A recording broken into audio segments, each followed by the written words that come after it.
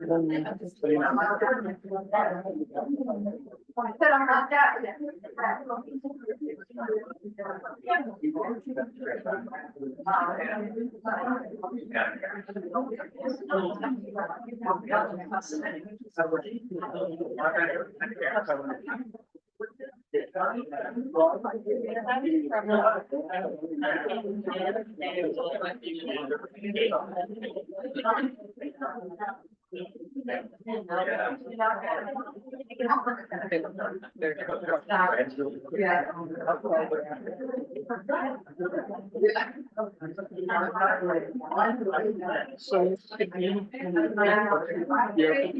I just sent him a text. I know that he had, I saw his name, so I know that he had logged on, so he should be the. Okay, And thank you, everyone. Welcome to fourth grade. We're gonna just press on. Josephine, you were starting to say that this project has some grant money, and that's where we got interrupted. yes, in the fall of 2021, we were awarded a Save America's Treasures grant. And we're finally at the point where we're hoping to move forward with the actual work. I should say that all the work that was submitted to you, the proposed work, was already approved by the National Park Service and New York SHPO, and who's found it in keeping with the Department of Interior standards. Okay, Should I just describe the project? yes, please. Yeah, Okay. I'm taking notes. So after we were awarded the grant, we did a RFP for architects and chose to work with Lothrop Associates. They work closely with Silman Structural Engineers. They are both firms have been involved with past projects at historic Huguenot Street, including the main house roof project from a few years ago. So as part of the studies for understanding what was going on with the house, we had surface penetrating radar done on the stone walls. And that confirmed that they're compromised and needed several walls need significant work. This is involving reinforcing the foundations, resetting stones. In one area in particular that's going to be more expensive reconstruction because of the severity in which it's compromised. The walls we're talking about are the walls from the middle and the east compartment. The house is built in 3 phases. The earliest part that is closest to Huguenot Street is actually the most sound. Okay. So it's the additions, the middle and the east compartment that are compromised. So the most serious concern is the wall on the south side in the middle. And so there'll be a little bit more work done on that.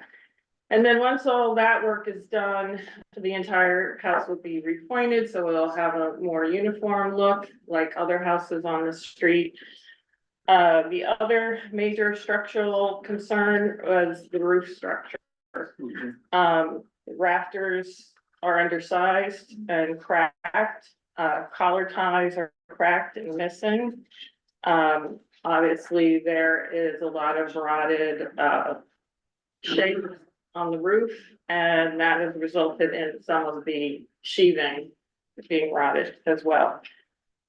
So the plan is to repair and replace selectively rafters and collar ties with using in-kind materials, so materials consistent with what's already there, and replacing sheathing where needed and installing new roof shakes as well.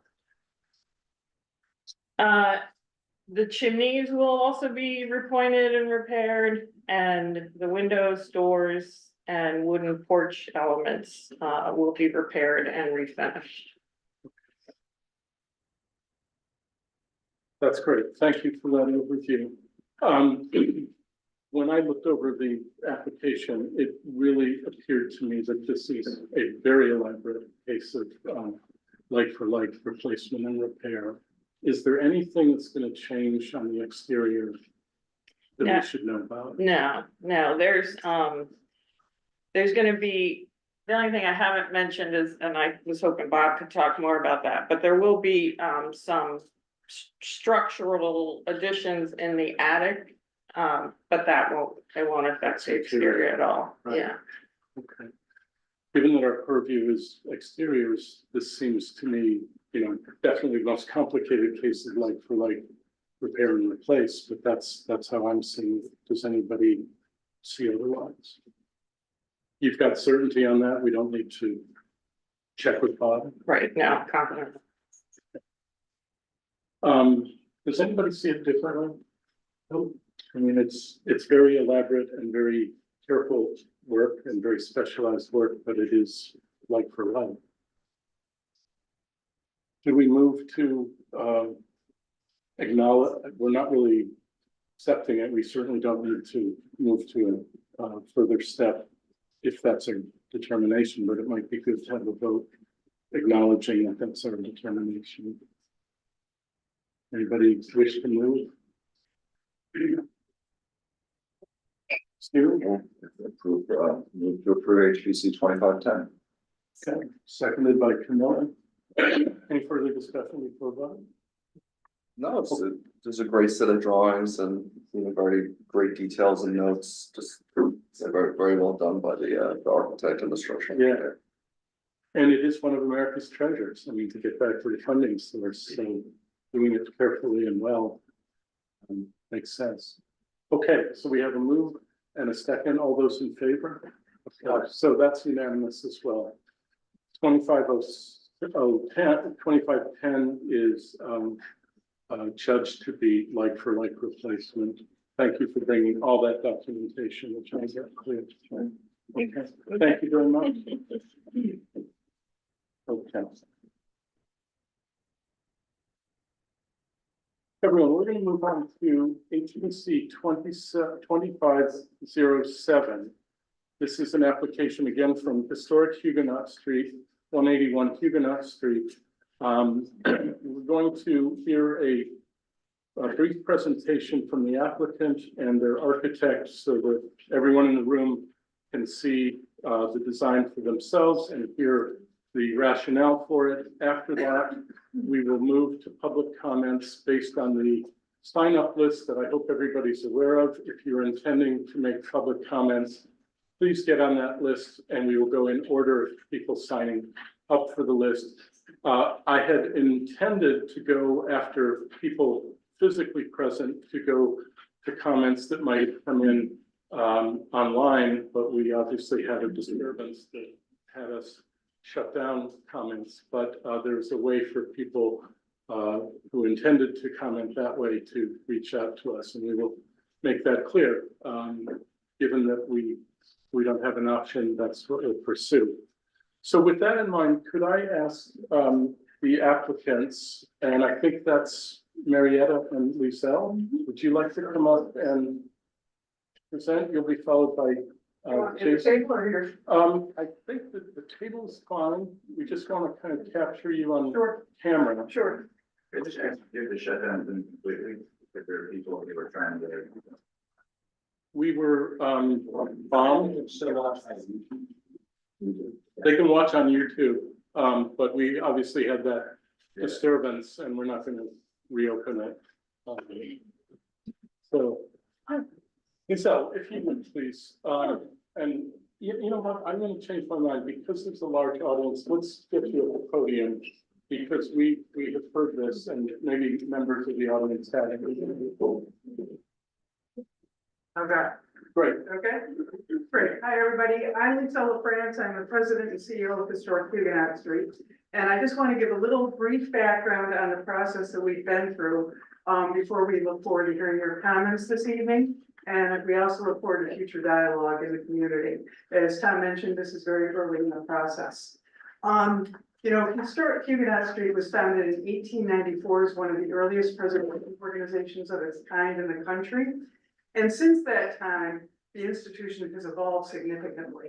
And we really now have a three-pronged mission that includes historic preservation, collection stewardship, and research and education. And those things can kind of be at odds at some points, because we're trying to do too much with those historic structures that we care for as the core of our site. So in 2018, we began to undertake a series of studies looking at how we could best accomplish our mission, with the most important one of historic preservation at the core.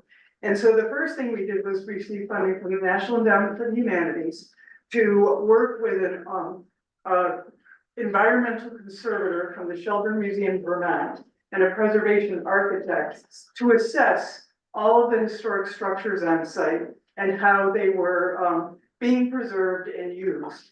And then we went to other funding sources to undertake a master site plan with an architect from New York City named Francis Halsban. So those conservators and architects all agreed that we were trying to do too much on our historic site of stone structures. And that really we were kind of at cross purposes in trying to achieve that multi-pronged mission. And the NEH funding consultants determined that, I'm sure some of you remember Dale Hall is a place where we would hold public programs. But Dale Hall also serves as a collection storage facility for us. And they pointed out that you can't do both of those things effectively in one facility. And so they determined that really Dale Hall should be turned over to collection stewardship. Our archival collections, which are many thousands of documents, are actually housed in the basement of the stone church on the property. And there are water issues in that facility. So that is not good for the archival collections. But they thought that if we converted Dale Hall, we could accommodate both the archival collections and our artifact collections and have it environmentally controlled as it needs to be and provide better access. We've also digitized a lot of our archival collections so that they're widely available online to researchers of all kinds. But they also determined then, okay, now you've lost your public piece of your facilities. So you really do need a new facility to meet the needs of varied audiences. So that's when we began to think seriously about building a new structure. And ultimately, having a new structure will allow us to serve our growing audience of school children that come from first grade on through high school and college. And we also have, I'm sure you know, many bus groups that come through the site. So we'll be able to accommodate all of those audiences, including having accessible restrooms, which is huge for us. But it will also allow for better preservation of the stone structures because they are inappropriate to have too many people in them at any given time. So we're trying to still do our three-pronged mission, but in a far more efficient way than we've been able to in the past. And it is early in the process, and we look forward to considering those needs and seeing if indeed we can meet them in a new facility.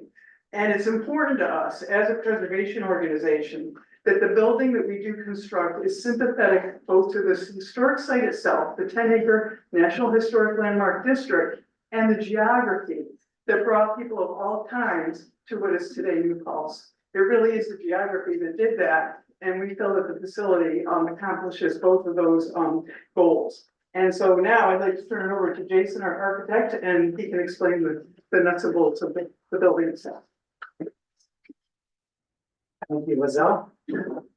So again, Jason Henderson, ADG Architects. I'll try to speak loud, but I do have a soft voice, so hopefully you can hear me. What I'll do is I'll go with the pictures, I think, go through what's here. And we'll actually start on the second slide. This is the first one. Second slide, third slide. So the first one a little longer. There you go. Where there's the first one is actually later on. So that's just a couple. So we will get it. Okay, so this sort of gives a site set, right? So this is an aerial view. What you see here is the new visitor center museum superimposed onto a site survey. What if we actually go see if the next slide is, I apologize. These are all available online as well. So you can download these and have access to everything. So here's the overview of what was submitted. This is a site plan. This only shows about 5 acres of the overall 10-acre site. So if you were to look what's on the left, I know it's a little bit far. On the left-hand side, that's up the screen as we're looking at it, that's Huguenot Street, right? And that turns the corner, there's a Y down at the bottom, that's where the monument is. So what we're proposing is a visitor center that sort of sits back behind, you're familiar with the site, which I imagine everybody here is, where the picnic tables are and those trees that are right there. This sits behind where those are, right? So if you were to picture that, those trees would be to the left of where our new visitor center is being proposed. So a couple of unique things of why we chose this location, what you're actually seeing here. So as Lizelle was mentioning, there's quite a bit that we're trying to do within this building, right? So there are many different uses. When we look at the needs of the HHS, we're trying to have climate-controlled museum space, which does not exist right now. So we have 3 independent areas dedicated just to that. We have accessible bathrooms that meet the needs of the property, not just this building. We have the administrative offices, we have 4 within the building. Currently, they're scattered amongst the homes.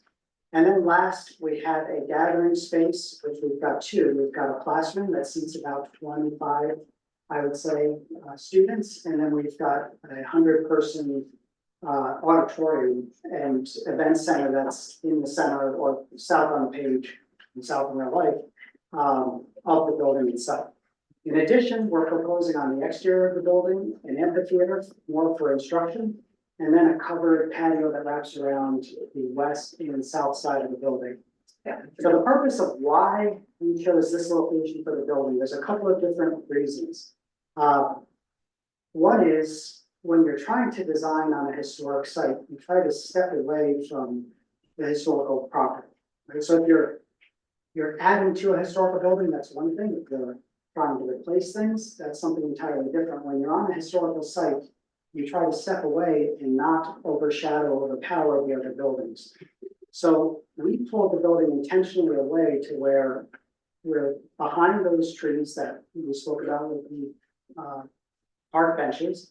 And that basically gives you a 180-degree view of the preserved buildings. So that's really the intent, that this is an area of instruction that you're able to then view Huguenot Street and those houses that would be in front of you. In addition, when you're there on Huguenot Street, particularly where it's been closed off, it really doesn't make sense that you have a paved lot there. It makes sense from a fire department access point, right, being able to connect through, but it doesn't make sense to the historical nature of the property. So one of the things that we were trying to do was, and this still has to go through the planning board, but we're hoping to get approval to remove the asphalt that is in the connecting street there, turn that back to more of like a stone dust street, what it would have been originally, and instead allow the fire department to have access to the property along the rail trail side of the property.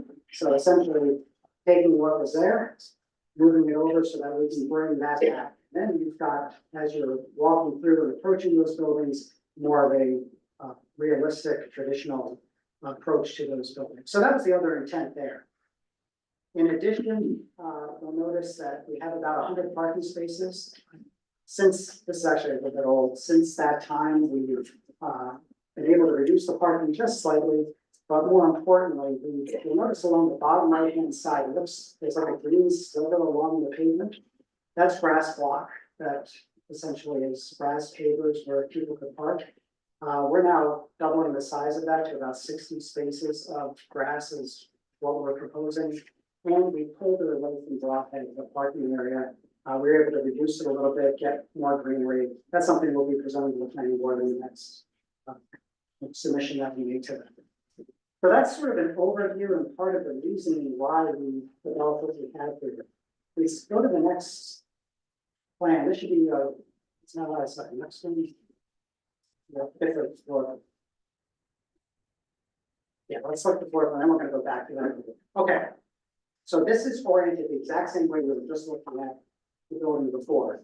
So if you notice the green area, which is sort of the center core, and then it heads north and south on the page, that's the museum space. And that's to provide climate controlled ability to have museum artifacts there for the three different entities that we're trying to represent with the building. So that's not just the Huguenots or the Huguenots, but it's the indigenous peoples and the enslaved Africans.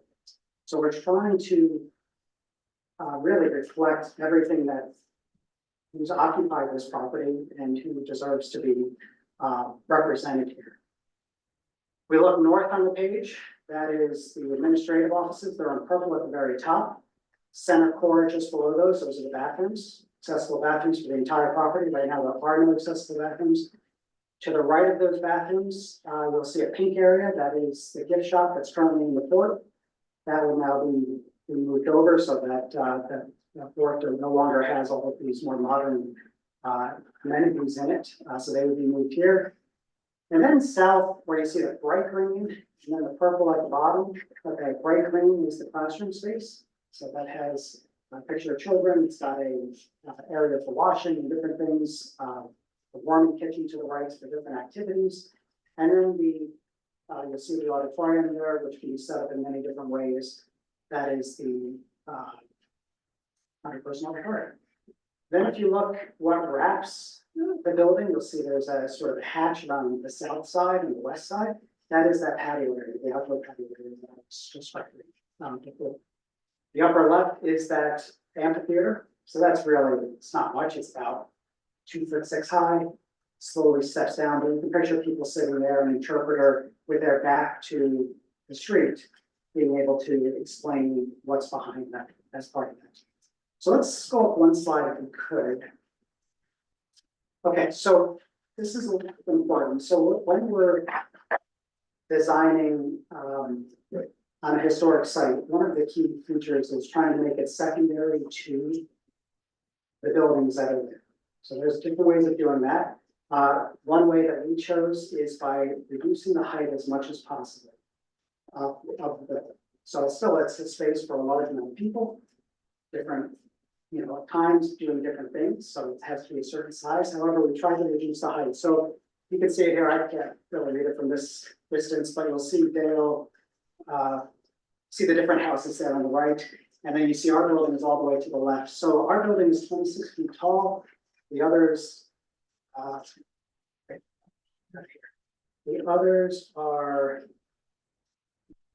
the Hasbrook house is 39'6".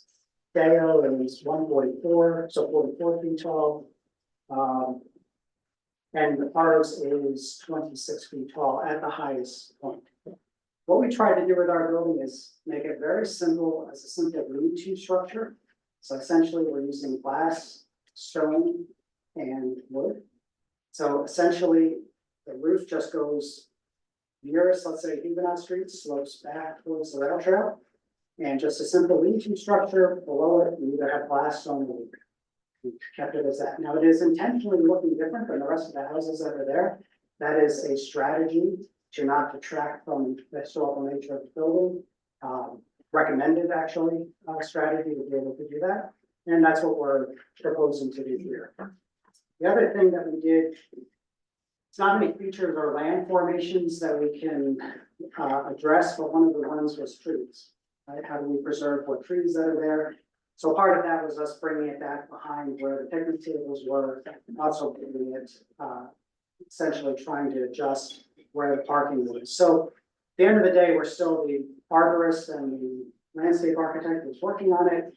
I think we're down now to it's 12 or 13 trees would be removed. And then of course, many new ones would be planted, but they would all be back behind where that picnic area is. So now if we scroll down more slides.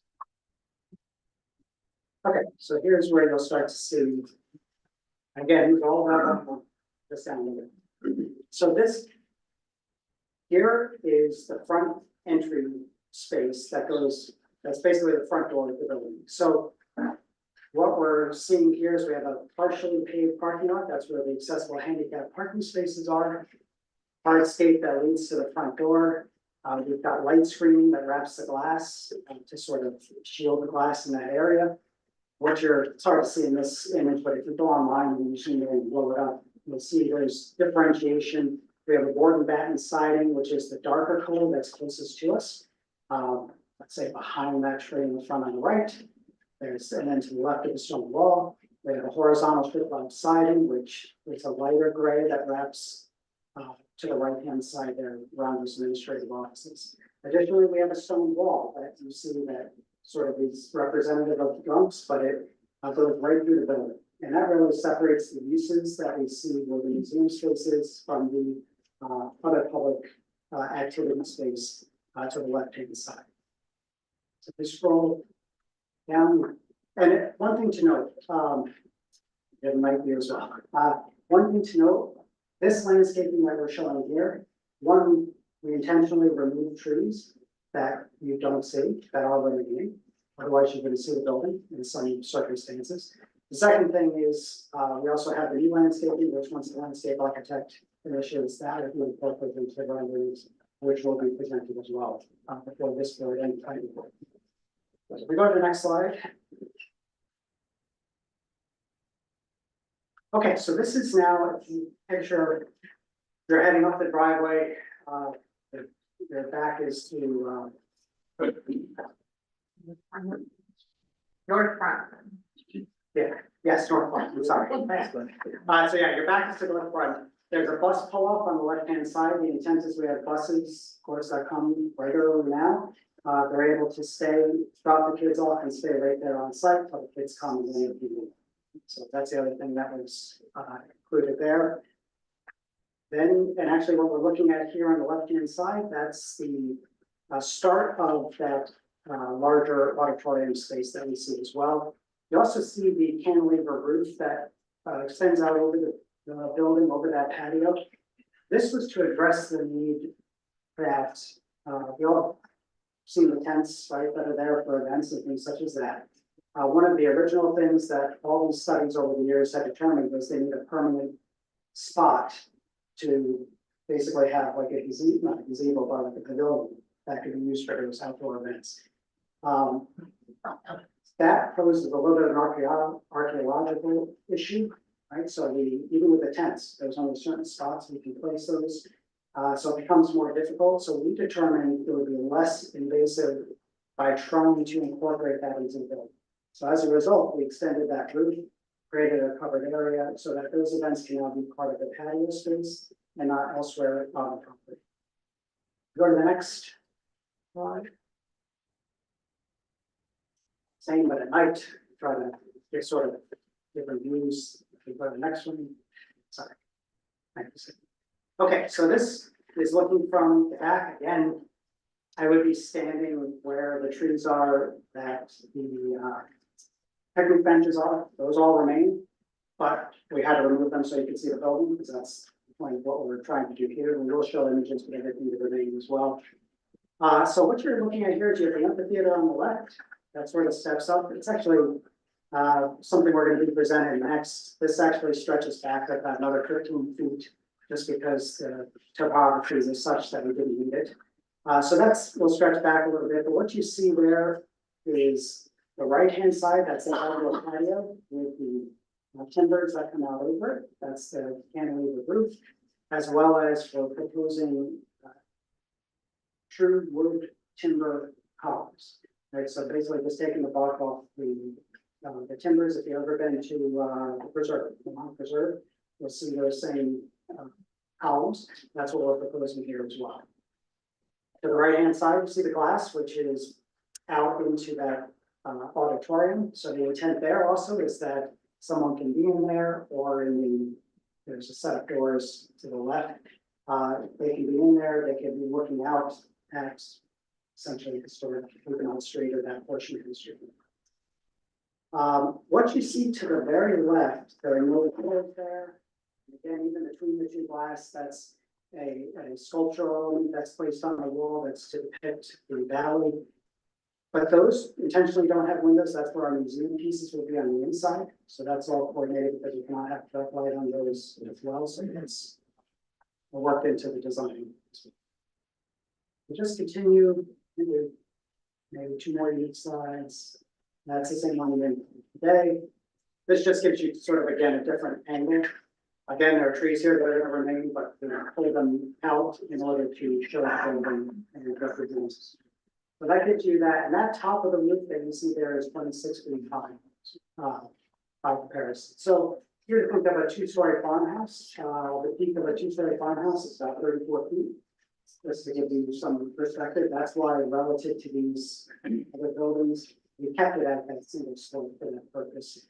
Does not have a second floor other than some mechanical systems that are inside. So they also intentionally have kept all of our mechanical systems inside the building. Even that stone wall that goes through the building, it's double-sided, and we have our plumbing, we're proposing to put our sprinkler and all our plumbing piping up in that stone wall, so none of that would be exposed elsewhere. So that's intentionally how we try to manipulate things to create that. Then we go, actually, what's next? Now you're the same thing, okay?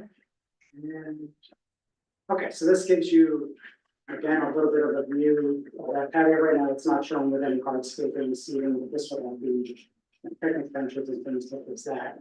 One of the important things that was part of this design, as was mentioned, was pulling it away from sort of the park-like area. Right now, what you're seeing here is, of course, the trees have been removed through that, but to be able to pull that away and keep that entirely separate, even though it is private property, of course, everybody uses it as a public park, right? Which is fantastic that HHS has been willing to do that. I know we've worked for many places where they gave things off. That's not the case here. That's not intended to be the case here. And the intention is that even this outdoor patio becomes more of that same public space, even though it's on private property there as well. And so that's sort of gives you the community, I guess you could say, in that location. I didn't follow my notes, but I think I covered most everything. Jason, thank you very much. Thank you, Lucille, as well. Everyone, I'd like to, if my colleagues agree, we'll have to vote on this to move to a public hearing. I would like to open public hearing. For those watching online, unfortunately, we had to cut off the Zoom element because we were vandalized or bombed.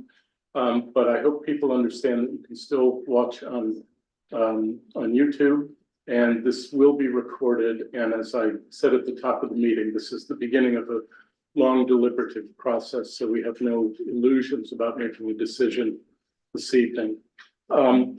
So with that in mind, could I ask colleagues, do we feel comfortable opening public hearing? Yeah, is there a motion to do that? Moved by George, seconded by Shane. All those in favor? Aye. Okay, so that's unanimous to open public hearing.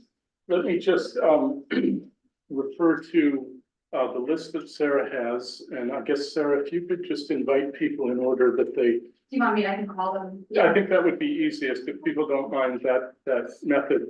I'm going to ask a couple of things because we're recording and the recording is happening on this little owl device. We're going to ask people to come to the podium. We can hear you clearly. You will be recorded and the audience can hear you as well. Let me just also reiterate a couple of things. This is a commission looking principally at the architectural features of this design. We're looking at it from a design standpoint, but we're also looking at it principally from a preservation standpoint. So I will just briefly refer to something that Jason said. It is a common practice to differentiate new construction in a historic setting from the historic buildings or structures on that property. So that is something that may factor into your comments. Secondly, just as a procedural thing, I'm estimating that there are 50 or more people. I don't know how many people signed up to speak, but we absolutely want to hear from everybody as much as time and energy permits tonight. So please keep your comments to 3 minutes. Do your best to focus your comments on things that are the purview of this commission as opposed to wider concerns that may be on your mind. We will certainly listen to anything you want to say, but I think the best use of your 3 minutes would be to address things that this committee has some power to decide or to deliberate.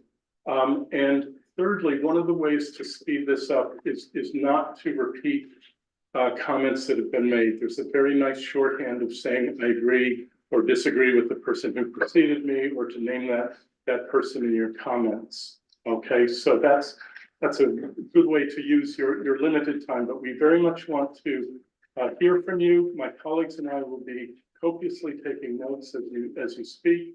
And as I said, we do have a recording, or there will be a recording at this meeting. And we will certainly have other occasions to have public input. So please respect people while they're talking. Please respect the 3-minute time. Stephen has kindly agreed to have that onerous task of having his phone go off every 3 minutes and give you a nudge. So with that in mind, when you come to the podium, if you would kindly clearly state your name and your place of residence. We don't need a street address, but please tell us if you live in New Paltz or another community, just so that we know that, because this will be minuted as well. Okay. With that in mind, Sarah, would you? So first we have Catherine McCarthy.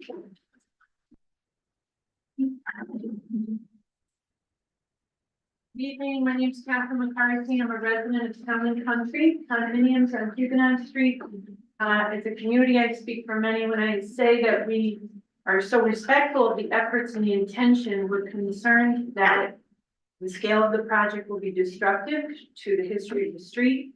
A point most people wouldn't think of is that archaeologically, the place where the building will be put, there are artifacts that are historic inside that soil. So when we consider building, we want to consider, are we losing the history as we build? And I believe I'm correct in understanding that New York State would halt any construction of a new building if artifacts are being damaged in any way. And I think our street holds invaluable, precious history that we're deeply concerned about its disruption. Thanks. Thank you very much. So next we have Anne Quinn.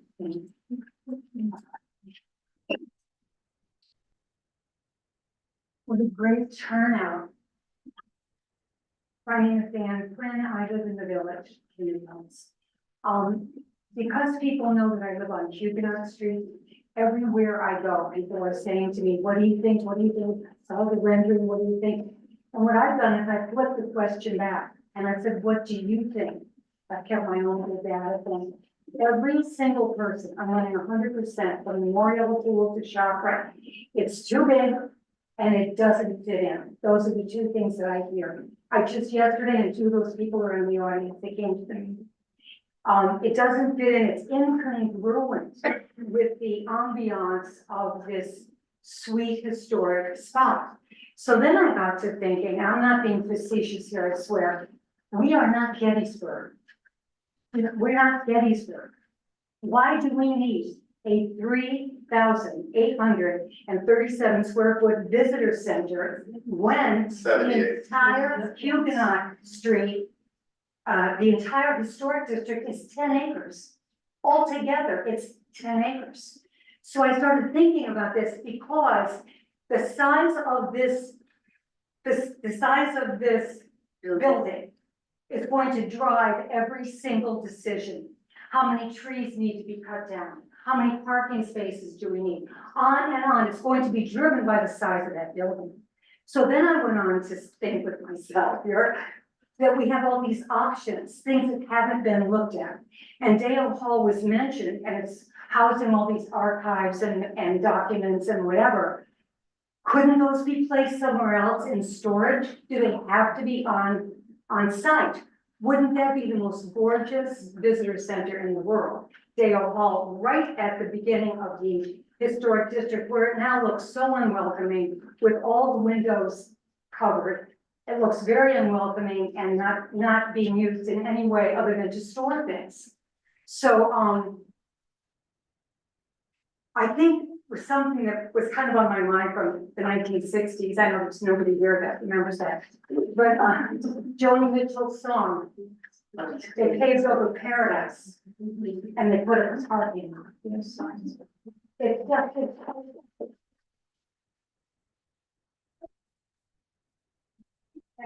I've been reading the Times. about these little, community grassroots groups that are trying to protect these iconic buildings from being bulldozed from yet another high rise that looks like every other high rise.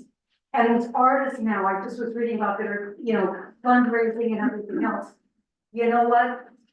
We better pay attention to, Ms. Joni Mitchell. I think she had it right. And once it's done, it's done. Once it's done, it's irrevocable. And this is the only in the United States of America street like this. It is one of a kind and deserves to be treasured. This is a very fragile ecosystem and it needs to be protected at all costs. And there you have it.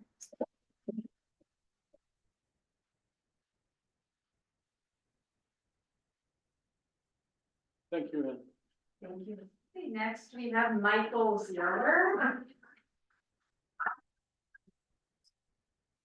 Good evening, thank you, I'm Michael Zeeler in the Village of New Paltz, and thank you commissioners for your service, and thank you Historic Huguenot Street for all of your stewardship. I have 3 points about this. One is about the review process. Some of these are sort of questions for you all, but I don't expect it. I'm curious if the Historic Preservation Commission will be, during their deliberations, utilizing what has been referred to tonight and in the previous meeting, the Secretary of the Interior standards for the treatment of historic properties and their guidelines for rehabilitating historic buildings as you go through this deliberation. I'm also curious whether SHPO will play a role in this process, either as a consultant or as a reviewer of the application itself. And I would also encourage all of the commissioners to reread the sections of our village code, sections 921 and 922, which delineate what your responsibilities are that are germane to this project in terms of new construction and which in a case like this actually encompasses more than just the design of the building itself, but actually the exterior accoutrements, the patios and the walkways and perhaps in terms of driveways and stuff. The second point is about the scale of the building and its contiguous exterior spaces. We've heard that the building's about 7,400 square feet, 7,387. I'm not sure if that encompasses just the building interior itself or more than that. But point, as others have said, relative to all the other buildings that are in the district, the visitor center has a much larger footprint. It has kept its elevation low, but it is still significantly larger than anything else. If you ultimately decide that the scale of this design is an issue, the question is what alternatives are possible that you can consider to alter the scale of the building while still meeting the needs and objectives of HHS and the building itself. It would be enormously helpful if you could request that the applicant stake the corners of the building and run string between them so that people could actually visualize where it precisely was located and perhaps do something similar for some of the exterior spaces like the patio and the amphitheater. The third point may be part of your purview. I'm not entirely sure based on what I've read, certainly the planning boards, but it may overlap, which is a question about parking and driveway and access points. Right now, there are 2 access points, Broadhead and Front Street, with essentially a drive-through, and the architect discussed why that may be desirable.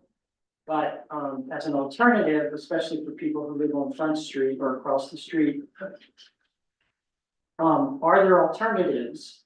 For example, are there ways to utilize some existing parking that's already there that may not be on HHS's property, but find ways to collaborate with neighbors so that peak parking could be achieved without needing so many spaces in most of the other time? And would it be possible, for example, to consider whether Broadhead could be the only site for ingress and egress? I'm done. Thanks. Thank you.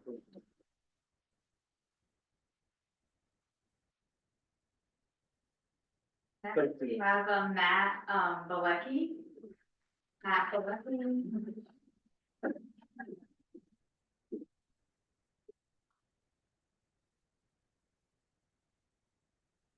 Evening, Commissioner.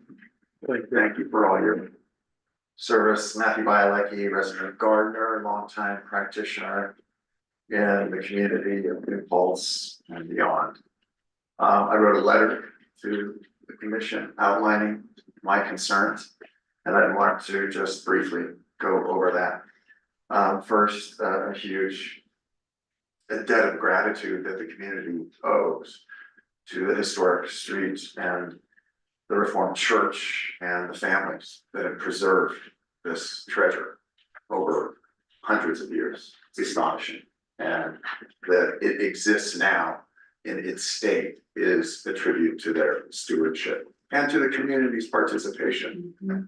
So that led into, the 60s being the site being designated a National Historic District, a landmark, and entered into the National Registry of Historic Places in 1966. Huge things. But as much as people have said, and I agree with, it is on a par because it's so unique. I think with Mount Vernon, Boston Church, Independence Hall, I mean, it's that kind of a treasure. Where else is it? Where you have an extant village looking out on an unaltered landscape across the river, to the fields, to the gunks. In sum total, that's just extraordinary. And so I would just say, be so careful about any alteration that would change that. And the interesting thing, I went back and read the registry nomination. It all talks about context. Where else do you get this context? And I'll quote, the historic house museums are in their original village setting. They it retains their overall character of the original settlement. The district evokes a strong sense of history as a Huguenot settlement. And these are the qualities I would just focus on, the site plan. I would, as an architect, and I've spoken and reached out to other community architects who will speak on their own. We agree, this is not appropriate. This is not a 17th, 18th century inclusion, into this landscape. It's that delicate. What you've got here are parking, 105 spaces with a building moored in the middle of it. That area, south of Broadhead, north of Front, east of Walk-Hill Valley Rail Trail, northwest, east of Huguenot Street. It's about 4.5 acres. The disturbance of this alone, by my calculations, approximate, over 1.2 acres. 25% of the core of Huguenot Street would be altered into parking, connector roads, and buildings. You look at the architect's renderings, and please look at them. The aerial view before and after are shocking. And I would hope that there would be revisions. In addition, Matt, I'm afraid your 3 minutes and a bit has just gone. 30 seconds. I'll In make it addition- 30 seconds. Villages of historic nature have buildings fronted on their streets. Huguenot Street, our 19th century Main Street. They are tight to the street, 30 feet, 40 feet. They are not floating in parking lots. That's convenience center. That's 20th century, 21st century American Autotopia. That is not a historic visit.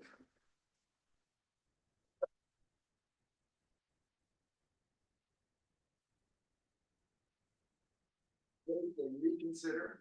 We've done some studies. Just put it up next to Broadhead. What a great entry to come into Broadhead and have a tree-lined sidewalk with a lovely building near it, 40 feet, 50 feet, and not put it out in that open space. So the rest of the details are in my letter. Thank you for your understanding and going over a little, but I appreciate Thank you for the your opportunity. attention. Could I just, I'm not aware of the letter unless you sent it late today. No, I sent it early this morning. He sent it today. I didn't get it then. Okay, Okay, so we're good. okay, Thank you. And thank you. those Thank for you. anyone who sent a letter, we're very carefully making sure that we're accounting for those letters. I just didn't see those. Thank you very much. Thank you.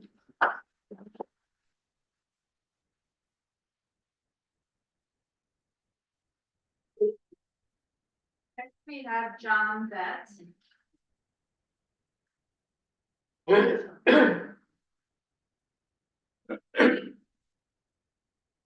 Thank you for hosting this. My name is John Vett, I'm an architect. I live in Highland, but I have a lot of history in New Paltz.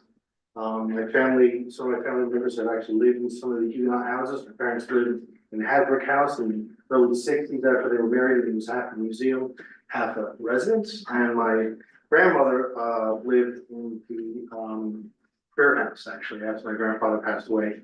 She lived there for a time. And I remember visiting her actually in the house and being there, of course, having dinners a little before.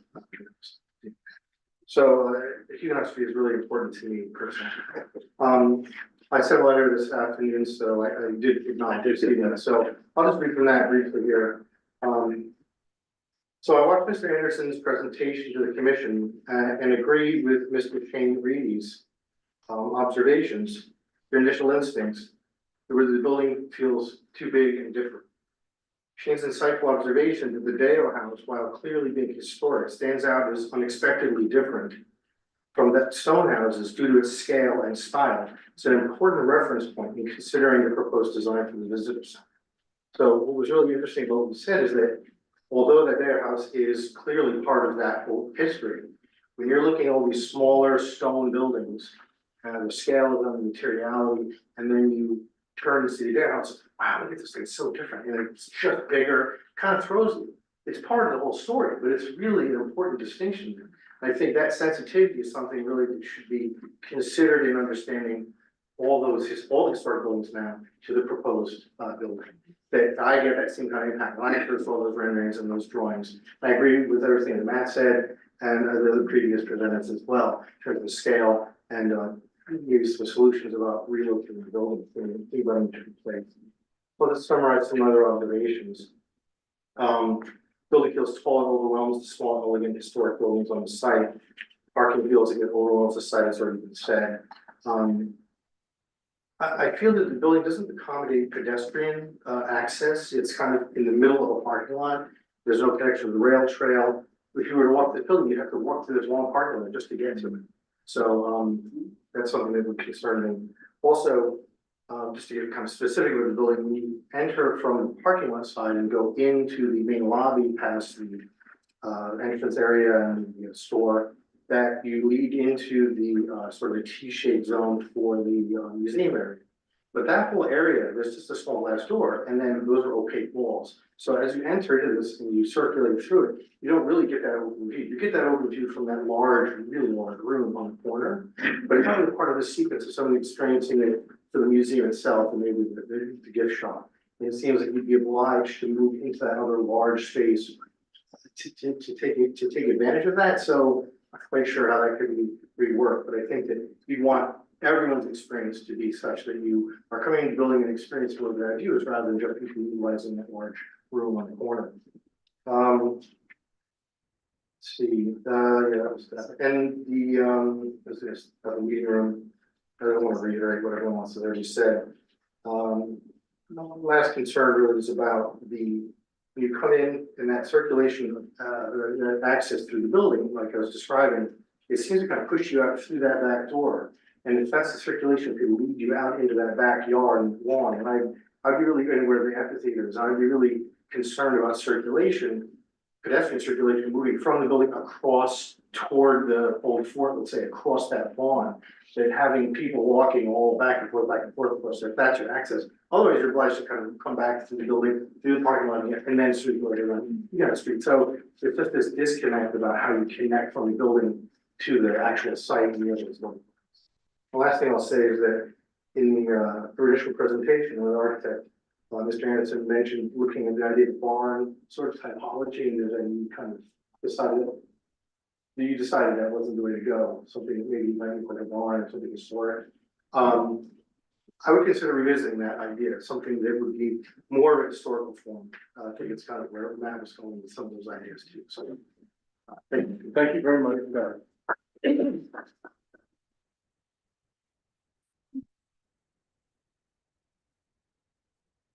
Samuel Niven.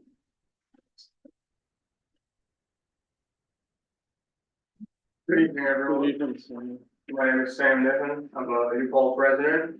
If the genealogy record and my math is correct, I'm one of the ninth great grandsons of Pierre Deo. I'm also a member of the New Paltz Reformed Church congregation. So I'm on Huguenot Street a lot every Sunday, when I go to church. And I don't want to speak on behalf of everyone in that congregation, but the building seems very out of place, like a lot of people have said.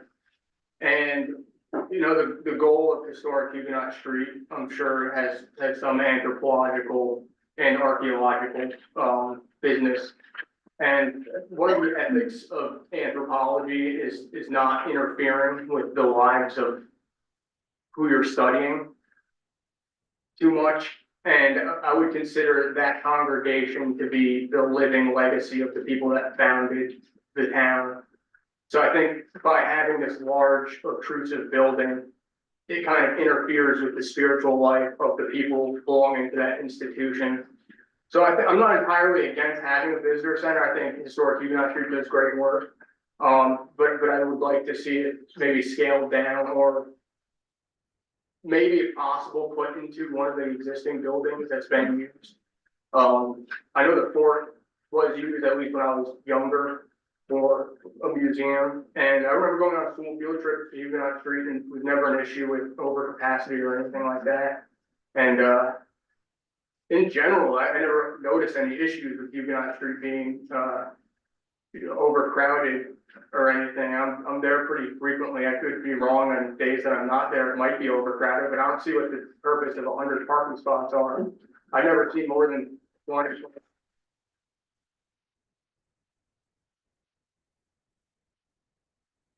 And it's nice that when people do go, but I just think there was some sort of miscalculation with capacity there. I think it would be better to have it scaled down a little more and maybe a little more modest.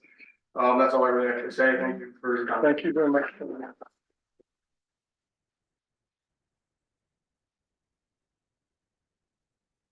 Alan Ross.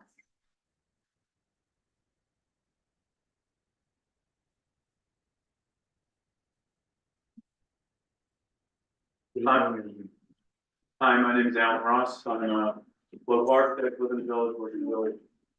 And as I think everybody here treasures Huguenot Street, and thanks for all the work that's been done there and the stewardship. Picking up on what other people have said. For me, when you work on something of such importance and that's so core to the soul of a place, you have to respect that, and you have to take a supporting role. So it's not about a building, look at me, I'm making moves, I'm doing something sexy. It's really about stepping back and letting that, letting the main event, the main core of the meaning of the place stand out.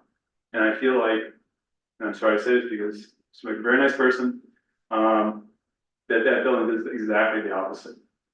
It detracts from the building, it grabs your attention, it's scaled, even though maybe it's only 26 feet high, but a 26 foot high single volume space is enormous compared to these buildings that come down to a low E, and it's totally upscale. So I feel like at its core, the building misses the mark. And then back to previous comments about the siting, a huge parking lot, being centered in a parking lot, taking a beautiful sacred space and putting a building right in the center of it, and then surrounding it with what effectively becomes kind of a dead zone, you know, that's not the way side of building, doesn't make sense at all. And that building really should be sited on the Broadhead, and it should be part of the streetscape. It could be a beautiful, wonderful part of a team player, you know, that helps the other buildings, supports the other buildings, and doesn't make show of itself. And I do think that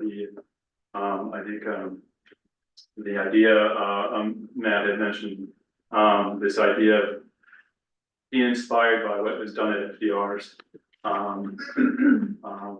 place across the river is a great place to work, because they're simple forms, taking a backseat, but appropriate and you know, useful. Because the program that was outlined makes a lot of sense to me. So. That's it. Thank you very much.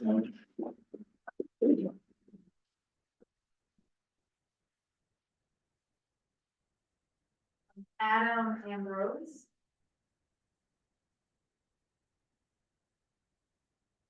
While Adam's coming to the podium, can I thank the people who've spoken for keeping to time and keeping to topic? This is very productive. I've already taken 3 pages of notes, and my colleagues are doing the same. Please don't ruin it. That was a joke. I'm gonna do what I suggested. I was gonna give a long speech, but frankly, the people came along were so articulate. And they really identified all the things that I had concerns about, which were mainly that, you know, putting a big class modern structure right in the middle of that property destroys the whole ambiance of that property. And and trying to do a drive-through of buses from Front Street to Broadhead and all the parking in between, I mean, just paving over stuff. It shocked me that the trustees of this district had such bad judgment that they would come up with such a thing. Why don't they have the judgment? Anyway, I'll stop. I just want to thank you for giving us the chance to say these things. I do hope you take them to heart, and I'll get out of the way. Thank you.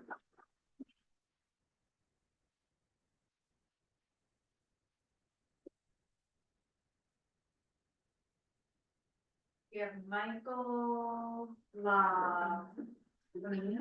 Sorry. Oh, good, okay. Did we have a question from you, Michael? You can say La Femina or La Femina. Okay. Michael.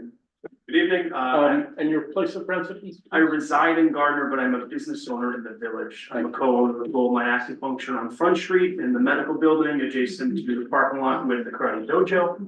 I want to thank you all for your hard work and stewardship of the village. It's a real honor to be able to be a business owner in this village, be someone who enjoys the village every day.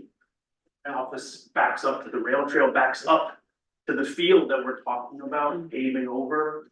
And I think I want to dedicate my words to be as supportive to the commission as possible. So the things I would kind of flag for you to investigate a little further, to do your due diligence. One, consider the serenity of the space as part of the soundscape of the environment. I'm there a lot, and my patients appreciate the silence and the stillness and the natural surroundings of the birds and the habitats and the animals that live in the field that we're talking about. As a business owner, of course, I'm concerned that construction that will take probably 2 years for a building of this size would be a disturbance. As a business owner, as someone who provides tranquil services to people, I'm concerned of the perpetual disturbance to the serenity of the neighborhood because of the proposal of how much traffic they anticipate with 100 parking spots, et cetera. I'd encourage the town board to consider the serenity as a value, not just the established structures as a value. Yeah.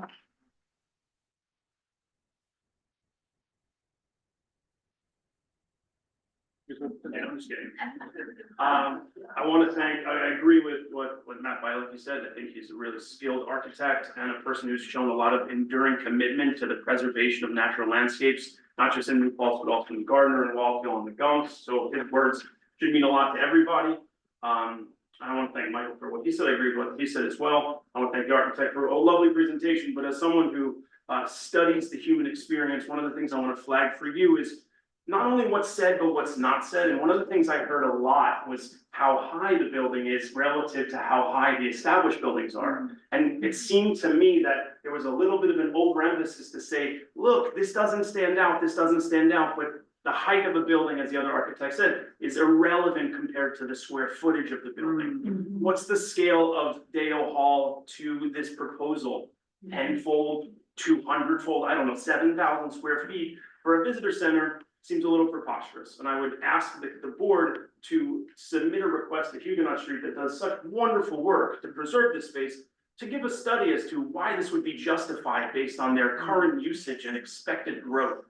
I think what they do is important. I want to support the growth of historic Huguenot Street. I want to see them live in perpetuity so that this history can be preserved and celebrated. But I would just ask that it be done with reverence and proportional to the usage. I'm there every day for the last 3 years.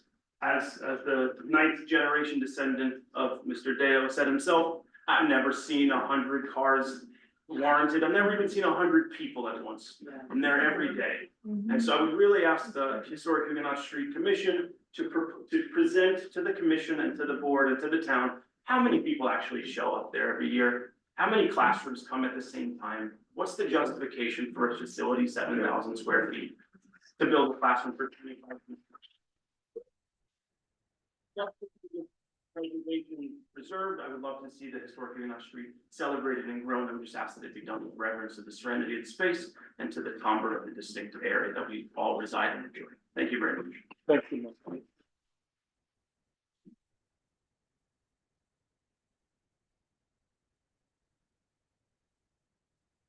Greg Cannon.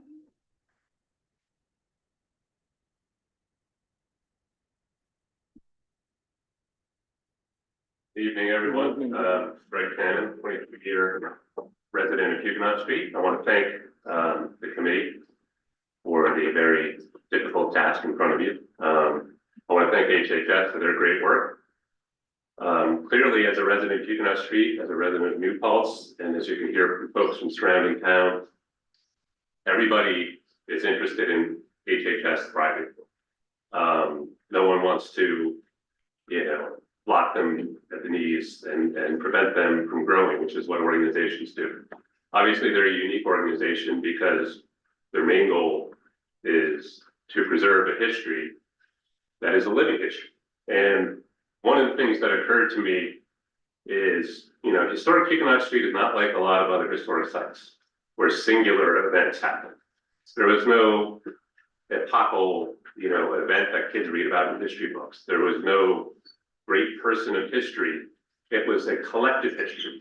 It's a community history. It's a neighborhood history. And that's what's preserved, is a neighborhood. And until, a few decades ago, there were still folks living in those houses. There are still folks living among those houses. The other point I'd like to just make everyone aware of course, we know it instinctually, but to think about it, historic Huguenot, the street, is broader than historic Huguenot Street, the organization. Of course, it's very key, this organization and the stone houses and the land that they have. But the history, the historic district extends well beyond it. Historic individual homes that people live in every day, interact with HHS staff, interact with HHS visitors. To me, from what I see, the scale of this project threatens to undermine that neighborhood character. And that's what concerns me the most.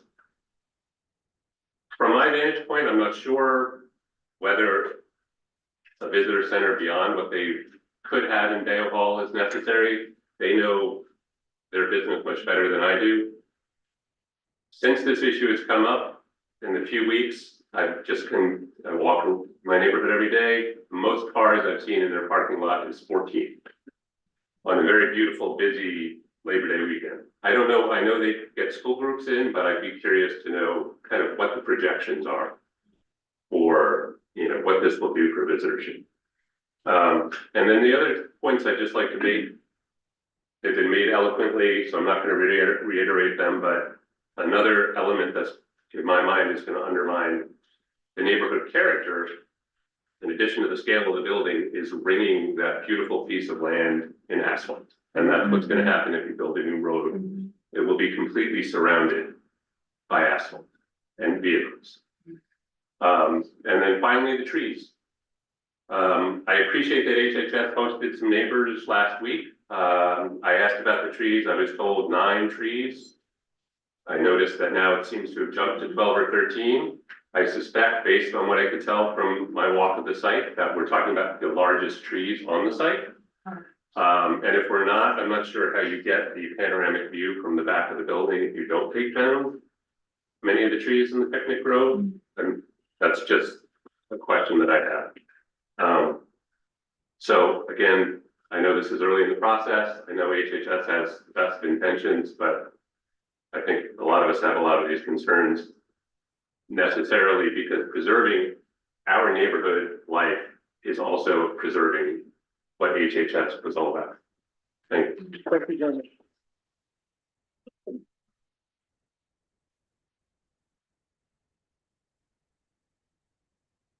L. Kathy Pitts.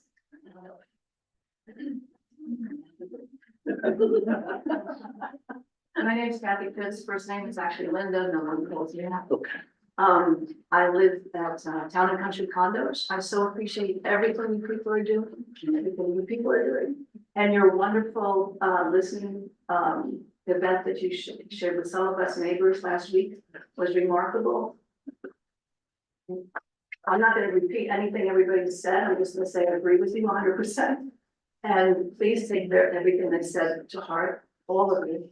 And what I want to say is I moved to Town and Country Condos in 2021 to retire to a quiet place where I no longer would have to fight the development of warehouses. I lived in Orange County. My family still owns a 142-acre preserved farm that we are desperately trying to protect from our waterways to the wildlife to the fact that my brother has always grown things without chemicals, even organic chemicals. And when I saw this, I'm like, oh, darn. It's like, so do I have to fight another development somewhere that doesn't fit in my backyard? It was very emotional to me. I listened to everything I had to say at that meeting, and a lot of my concerns were calmed, but what remains is that we at Town and Country Condo have 150 households that live there. And some of you folks looking at Huguenot Society seem to be surprised by that. And one of our entrances is across from where they want to have their entrance to this big project. And we are so concerned for our safety, the safety of our neighbors. It's right, our entrance is right by the rail trail. And it's already very scary going in and out. And there's parking along North Front Street. So what remains for two-way traffic there, we couldn't even have a line down the middle. The street is not wide enough. So one mention was made of perhaps all the entrance and exits to whatever ends up being built appropriately be on Broadhead. I really, really want you to consider that. Thank you very much. Thank you.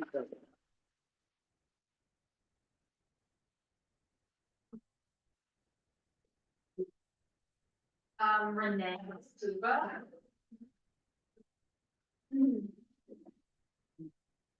Hello, my name is Renee Stuba. I live in the village of New Paltz. And I agree with so much that has been said here, and I so appreciate being a part of this process. And I want to say I really appreciate the Historical Society and all that they do. It is a gem, it is a golden asset for our community. I am in that park all the time. It is my favorite place in town. And I think we need to consider that it's not just about preserving the buildings, the look of the buildings, but it is the landscape. Yes. And if you see, I'm so grateful that they open it to the community because there are celebrations, May Day, Easter egg hunts, classes, people meditating, contemplating, relaxing, restoring. During COVID, it was a godsend to have. So it's not just the buildings that we're preserving, but the entire landscape is a living history in those trees. Not just the buildings and beneath the ground in the archaeology, but in the rings of the trees. I go in there and I am out of time.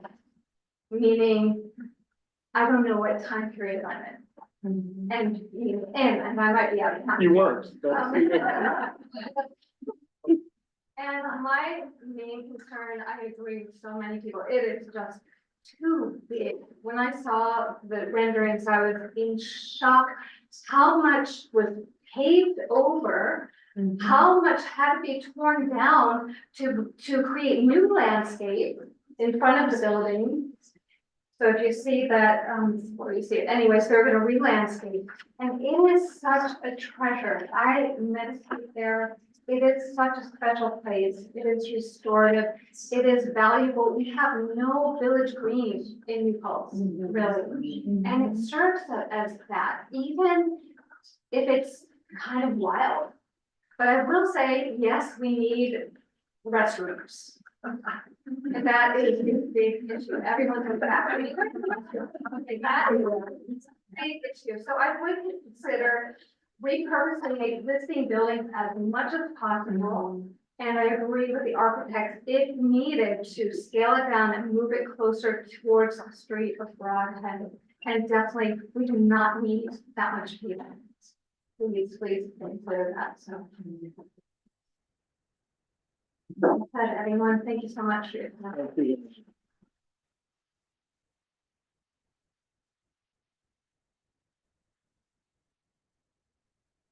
John Gavin.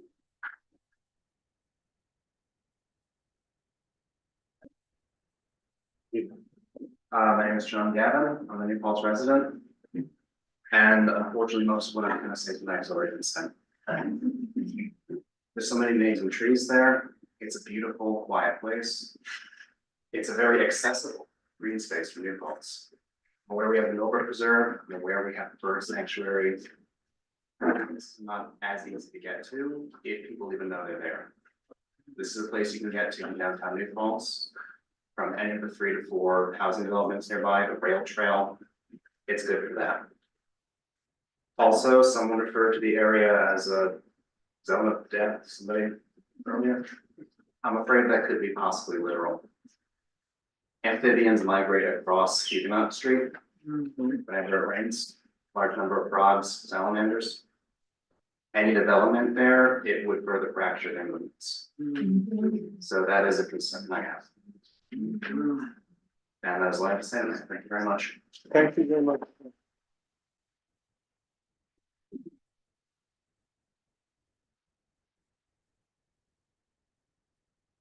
Next we have Brenda Boccolino.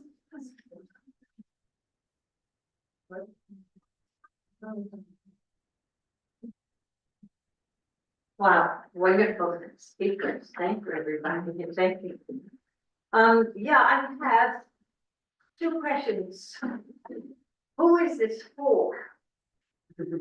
I don't feel it's for any of us here. I don't feel like it's for me.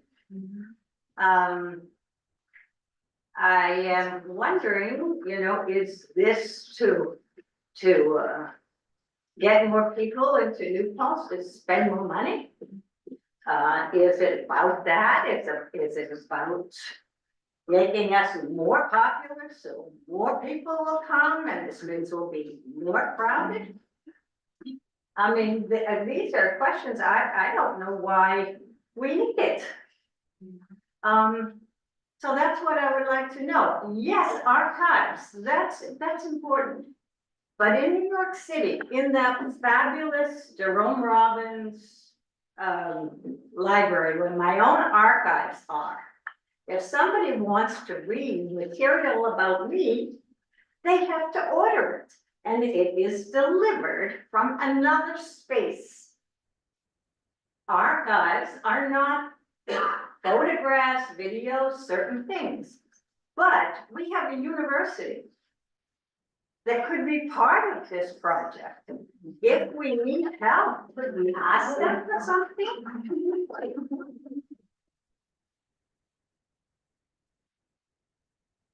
Well, those, besides the traffic and the infrastructure and our sewage and all the other things that we're all wondering about.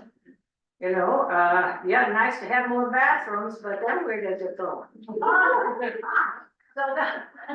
Anyway, I find the structure absurd. When I heard, yes, we take into consideration to make it as different as possible. Did I feel that, really? Why was that a good thing? I'm not sure. And of course, there were those who live here. And Huguenot Street is a soul of our place. I've been here 60 years.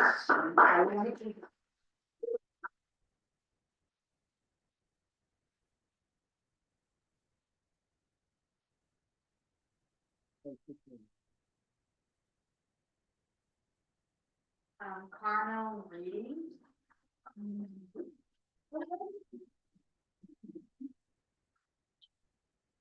Good evening, everyone. Thank you, Committee, for everything. I think it's very brief, because everything that's being said, I agree with. I just want to make 2 points. We've had, I'm sorry, I forget your name. The view of Philippine is gorgeous. It's really beautiful, but it's not appropriate for New Falls. It would be well served somewhere else. I think it's gorgeous, but 4 architects have offered great concerns. They are all reputable architects from the area, will have New Falls, the heart and soul of New Falls in their hearts. So, and I just, the people here have offered alternatives, SUNY New Falls and Dale House. So please look at alternatives. We all love them. We love Huguenot Street. I'm a resident of the village and it's so special to me. I don't want to see it change. I want to stay like this for our future grandchildren and great grandchildren. It's just a beautiful, special place. And if it's changed forever. It's irrevocable. And the ecosystem is fragile. I walk there every day, every night. I hear frogs, I see bats, I hear geese. It's just magical. Crickets, it's like of heaven, and I would hate to see it change. It would just, I think, break all our hearts. I think it would just break all our hearts. That's all I have to say. Thank you. Thank you.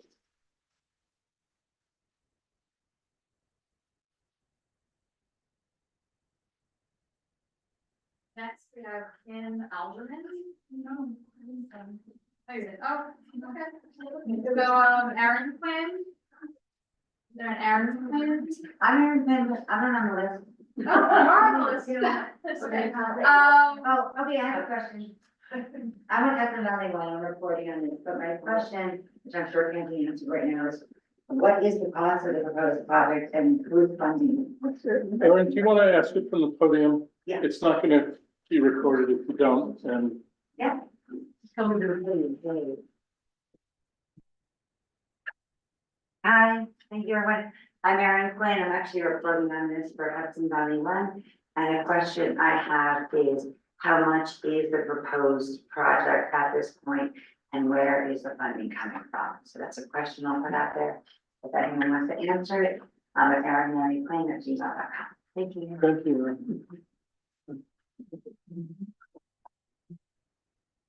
Alice Farmer, sorry if I'm not saying that. I just was saying that it came around. Okay. Sorry, I didn't know what it was for. Putnam McKenna.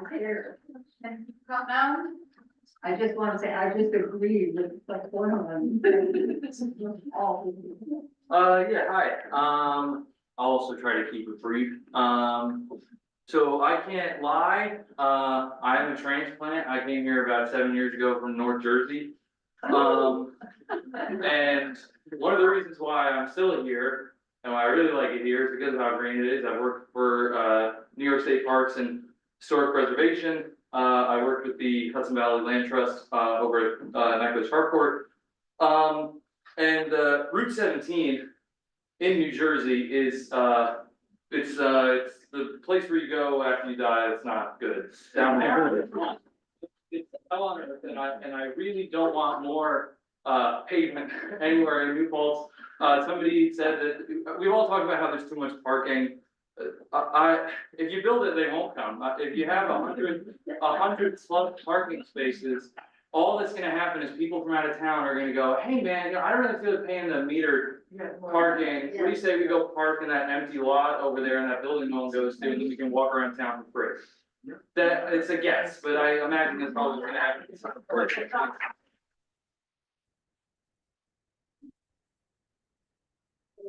We're not talking about a visitor center, or excuse me, we're talking about a visitor center, we're not talking about a community center or a youth center. We're not talking about something that can be enjoyed by the community writ large. I mean, I know it's outside of the scope of what we're talking about, but it's not, it's specifically for Huguenot Street, and I feel like if you're gonna tear up that much land, I feel like it's gotta be for broader use. Someone said it's not Gettysburg.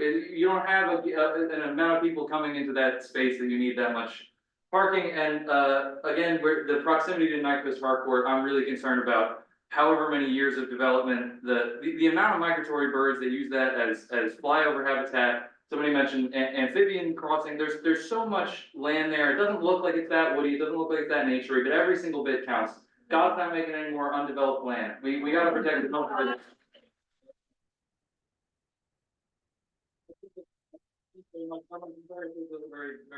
I agree with everything everybody said wholeheartedly. If it were up to me, we wouldn't be building it at all. I hope that's an option, but if we have to build it, make it tinier.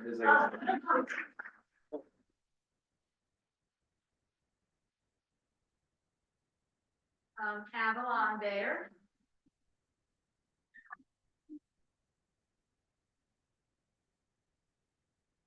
Hi, my name is Avalon Bayer. I'm about a 5 or 6 year resident of the Building Paltz, so I'm also a transplant. I work at Lagusta's Cafe, which I'm sure some of you are familiar with. I don't speak on behalf of the business, obviously, this is just me. But as some of you might know, that building, Lagusta's, the cafe that I work at, is like a 180 mirrors, so I watch that intersection on North Front Street that goes right into that field. The field, by the way, lovely sitting spot. Very peaceful, very pristine. It's been one of my favorite spots to just, again, sit in, chill. It's very quiet, it's very beautiful. But I watch people drive that intersection, as was mentioned, the exit out of Town and Country. It's very scary, especially with it right on the rail trail. There's already a lot of incidents happening, or maybe getting close to happening. It's already really difficult to drive out of the cafe parking lot if you're backing up into the rail trail and into traffic that is basically a blind corner. And I worry that there being an entrance on that specific side for 100 parking spots for visitors and maybe non-visitors as well. I worry about that, and I strongly urge you guys to consider, or at least reconsider, an opening on that end. But I also agree with pretty much everything that's been said, specifically, Putnam, who just spoke. I would rather this not happen at all. But I like the idea of Historic Huguenot having a better area to like educate the kids and educate people and kind of have a base center that's more than just the gift shop and the visitor center. But yeah, the scale and the general vibe of this plan concerns me. That's all. Thank you very much.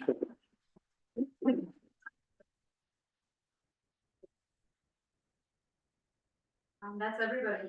Well, that's great. Could I ask if there's anyone else? We certainly could have time for more comments if somebody didn't have a chance to sign the list but wants to make a comment. We could welcome that. Could I ask you please just to first sign the list, just because we're record keeping tonight? And if anybody else is in that situation, please feel free to sign up. Hi,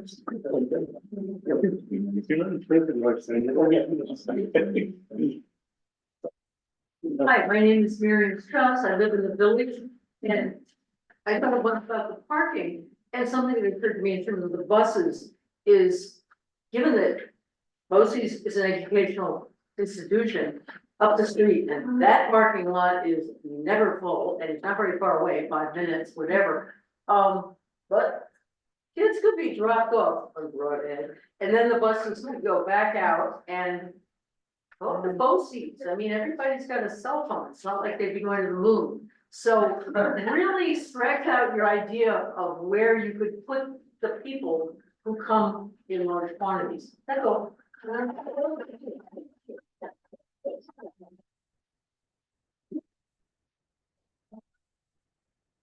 Thank you, Mary. Barbara Neiman.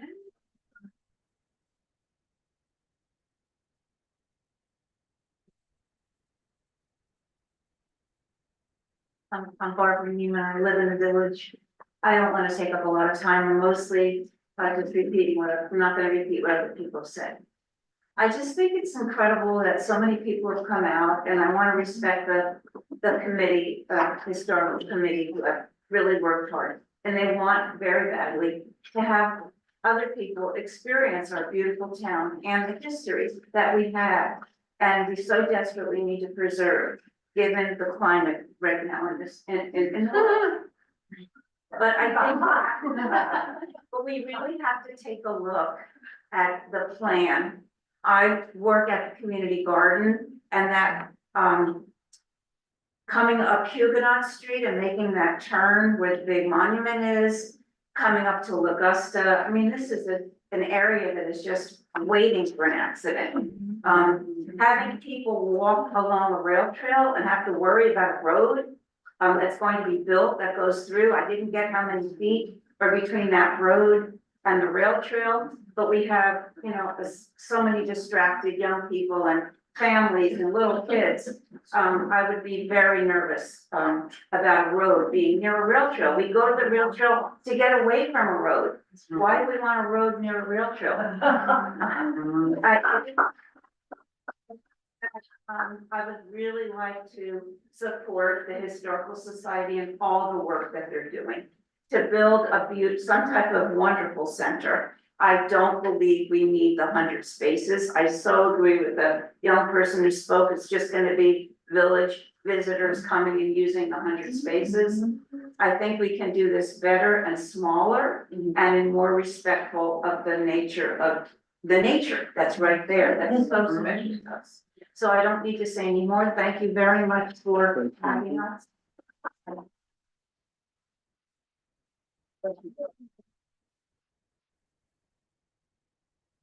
I'm going to make last call. Is there someone else who'd like to It's a speak? really good question. That's a- Sure, by all means, please.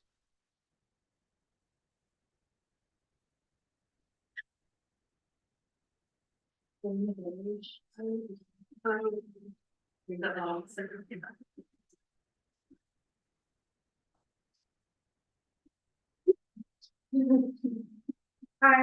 my name is Alana Badgley. I grew up in Gardner, product of New Paltz School District. I'm now a resident on Henry Court off of Huguenot Street. And I was homeowner, yes, that happened. I actually have one more question for you all that I think didn't come up, and it's about nighttime environment. Last year, I think we had like amazing, joyous experience of getting to see the aurora from our home over in Henry Court. And being on Huguenot Street, there are streetlights, but it still feels like it's darkish at night. And so I guess one of the other things that I would just like you to study is what the effect on the nighttime environment would be. Because an additional light pollution could take away stars from us, as well as potential future solar storm aurora that we got to see a couple of years ago. So just another layer of the natural. Thank you very much. Yeah.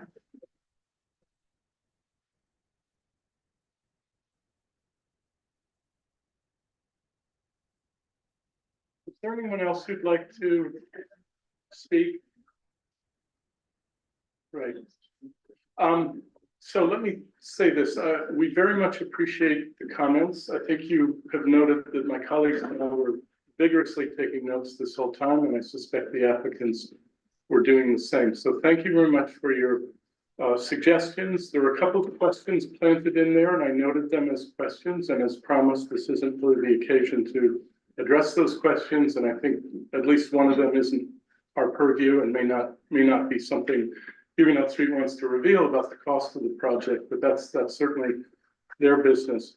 I wanted to say for those on YouTube, unfortunately, we had to cut off the Zoom feed because we were, what is the term? Zoom bombed. And the only alternative was to cut that off. So those who are tuning in on YouTube, you are always welcome to send the comments that you would have made or any comments following tonight's meeting to hpc@villageofnewpaltz.gov. And it'll get to Sarah and it'll get to us as commissioners.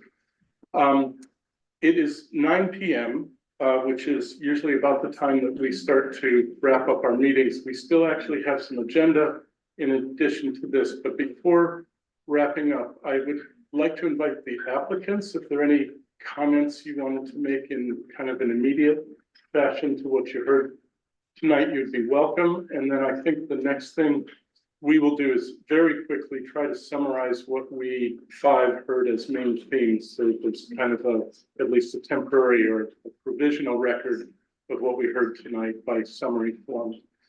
When do you need those comments by for the people that? I think that this is going to be a long process. In a minute, I'm going to ask my colleagues if we vote to extend the public comment. And I suspect that that's where it'll go, but I can answer that more specifically in a moment. Jason, Lizelle, Marietta, would you like to comment? Just real briefly, I mean, appreciate everybody coming out. Thank you very much. This is exactly what we're hoping for. It's us to be able to listen, be able to take notes, which we've all done, and we'll be responding. Okay, terrific. Thank you very much. Sorry for standing, but I don't think I'll project if I don't. I think the other thing that's very heartening is the civility of the conversation tonight, two-person. And I think the dignity of this democratic process. We are a board of volunteers. We have never taken on in the 21 years that I've been on this commission and the existence of the commission, we've never taken on a project of this scope and of this vitality and importance to the community. And so I hope we have demonstrated that we're taking your comments very seriously. And in order to kind of sanction and demonstrate that, what I thought we would do, and my colleagues didn't know this was coming and I didn't know it was coming, but let's go around and see if we can generate what seems like a common theme list. And maybe we can do that by each person just kind of suggesting one thing that you kept hearing, and then we can ask Sarah to kind of take note of that. Shane, do you mind starting? Well, I have more than just one thing. Let's do one and then okay, we'll do a round. I guess just well, I guess in general, just want to make sure that we're considering the Secretary of the Interior standards for the treatment of historic properties. 84 Huguenot Street, one of the earlier applications, mentioned that they followed those guidelines. And I think for the most part, all the comments that came up today, the scale, you know, the site work, the proposed site work, all of those things can be, you know, guided by the Secretary of the Interior's standards. And they're super valuable. And I just feel like, especially given the, you know, that this is a nationally landmarked project, I mean, it would feel like a crime not to follow those standards. So I think that's basically it. Sounds great. Steve? In terms of what I heard tonight, the scale of the building. Good. I heard a lot about preservation of green space in a lot of different ways. So I think that would be my contribution. Yeah.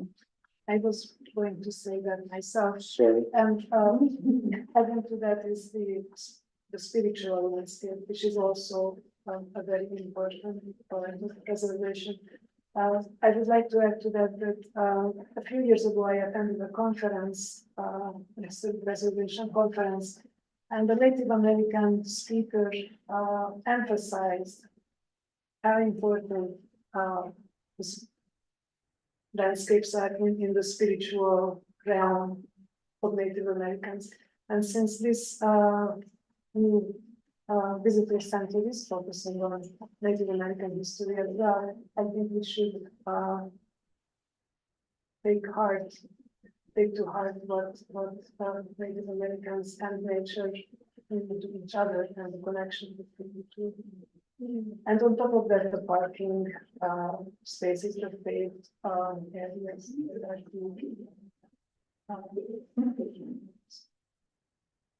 Thank you, Camille. George? Yeah, one thing I think that was important is maybe considering having the entrance on Broadhead. And also maybe having the building right on the streetscape of Broadhead.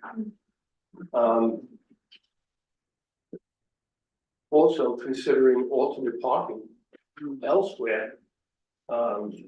Just have a minimal amount of parking for visitor center and possibly alternate parking elsewhere.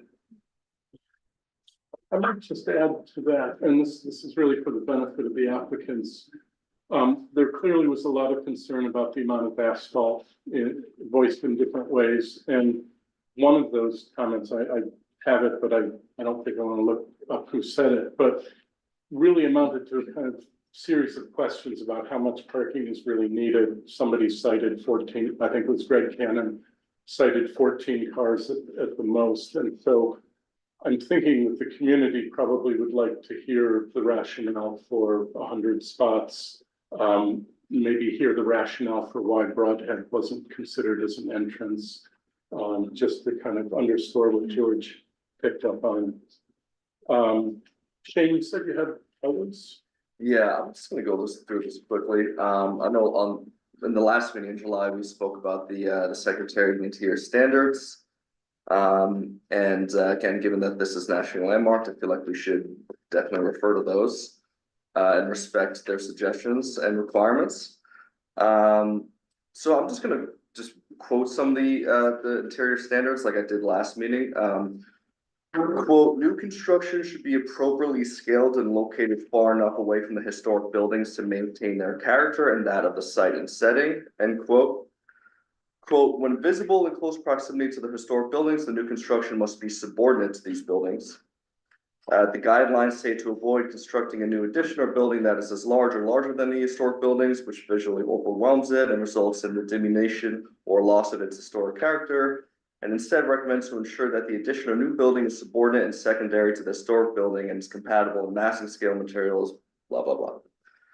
Given the existing conditions, I think it's very difficult to locate the building far enough away where it's not going to be visible. I think that's pretty self-evident. I didn't consider some of the suggestions of locating the building on Broadhead. I think that's a very good idea.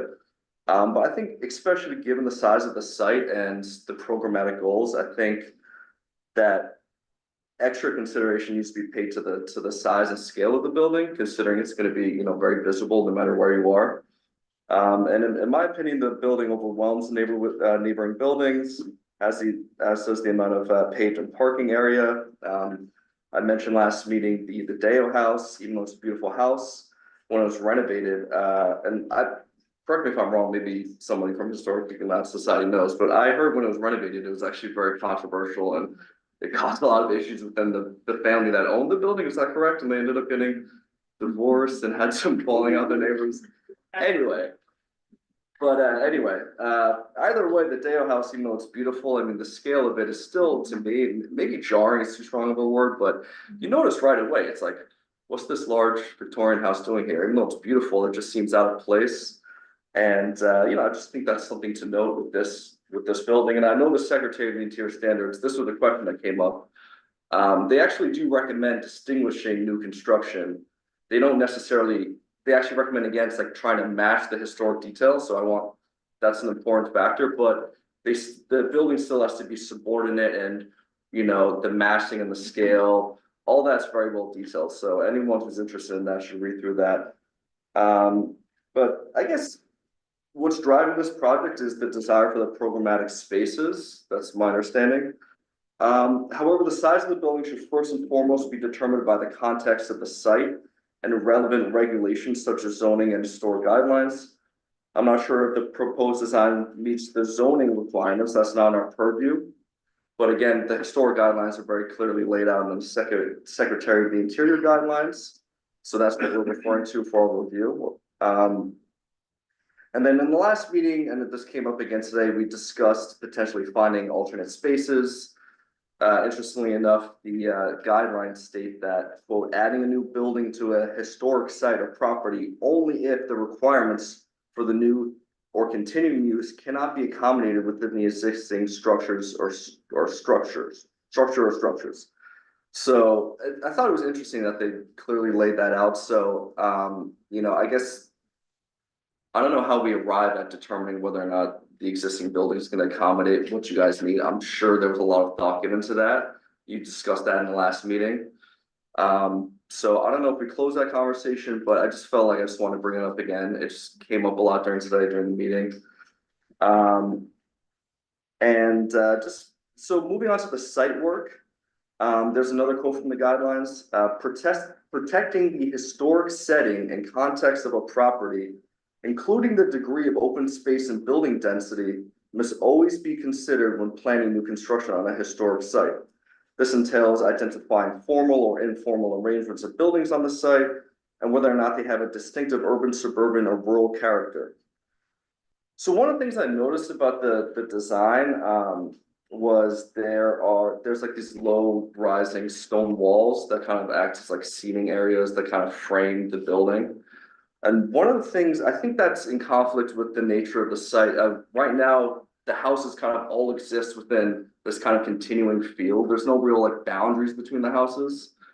And I think this is part of the character and vibe of the space that I think is interesting. So I feel like the fact that the proposed building has this kind of barrier, even though it's very low, it's just not in keeping with the context of the site. And I have a lot more points about the details that I feel like I'm already taking up enough time, but I guess in general, I don't even know if it's really worth going into the details until we kind of maybe come to an agreement about the massing. But long story short about the details, I just feel like there should be consideration paid, and I'm not saying that there hasn't been, to how the materials age over time. You know, like the stone houses, they've all aged very gracefully. You know, they're very kind of pure in, you know, the materials and the way that they're used.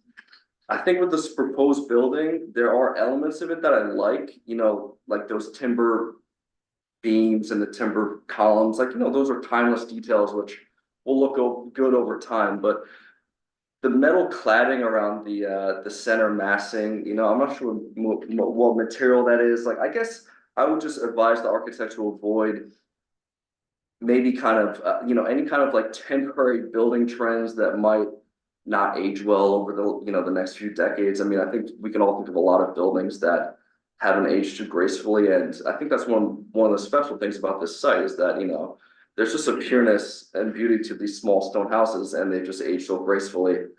And I know it's a very different, you know, consideration with this building, and there's different programmatic goals, and, you know, we're living in a different century, but just any kind of consideration to the building materials just, you know, aging well and kind of, you know, acting in like a pure way, which might sound like kind of BS, but I guess like in particular that stone wall down the middle, although as you explained it earlier, I thought, you know, it was interesting that you're using it for the mechanical systems, and I feel like in a vacuum, the building is very well designed, and it, you know, there's a lot of, it's very ambitious programmatically, and I actually think the building achieves a lot of those things very well, but I just think the main issue is, I think the scale is too big, and maybe those programs, the programmatic goals need to be reevaluated based on the context of the site, and maybe working backwards from what an appropriate size building is.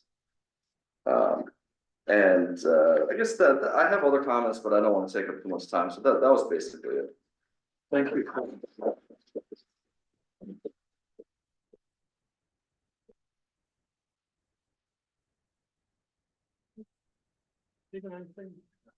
Okay.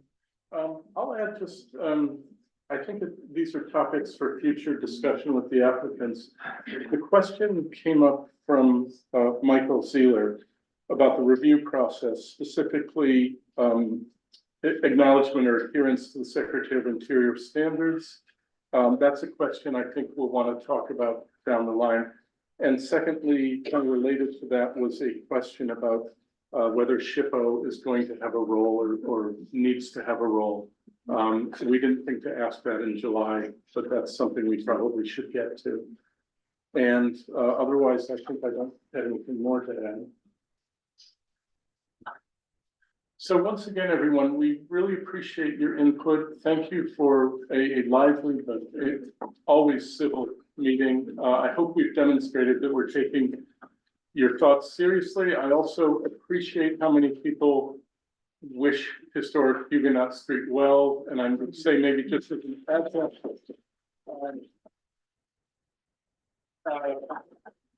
just as an adjunct to that, and maybe a reminder that a lot of people treat private nonprofit space as public space.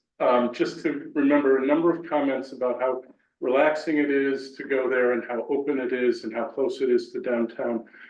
Let's all remember that this is not public land at the end of the day, and the applicants have the right that everybody does to develop their property in a way that they see fit, but obviously this is going to be with considerable community input. So really, from the depths of my heart, this was a very productive listening session for us. I hope we've demonstrated that we have listened. You can always add further thoughts by emailing and watch for future agendas. I think this will be a multi-month process. If my guess is right, colleagues, I was going to suggest that we move to keep the public hearing open. Is there a second? Moved and seconded. So Sarah, Stephen, George second. All those in favor of keeping public hearing open? So there you have it. You are actively invited to come to future meetings. You're actively invited to send your comments to hpc@villageofnewpaltz.gov. Thank you very much. Please stay. We still have a lot of our agenda, but you're welcome to stay for that if you'd like. Thank you.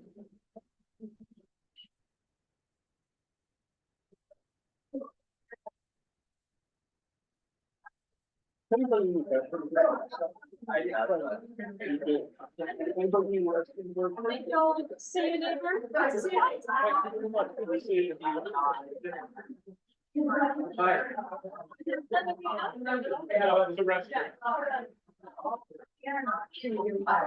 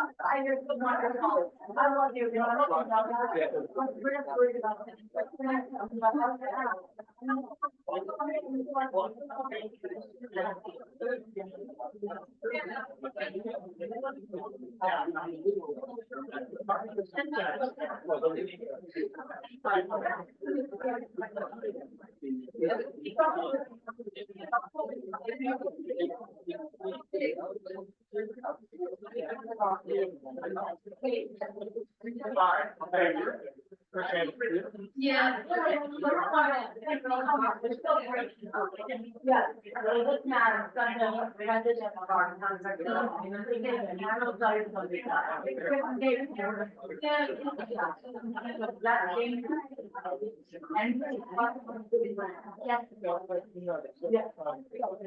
So much I love you, really, like, don't thank you for that.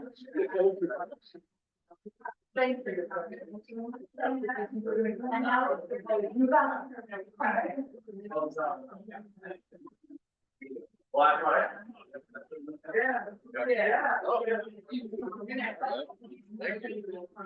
I think I will.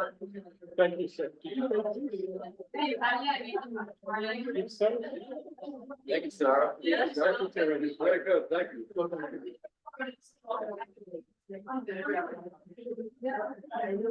Thank you, Sarah. Yeah, thank you. Okay. I'm trying.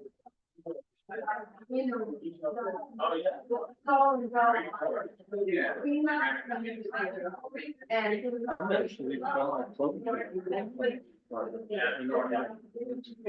yeah. Let's see if we can turn through the rest of this.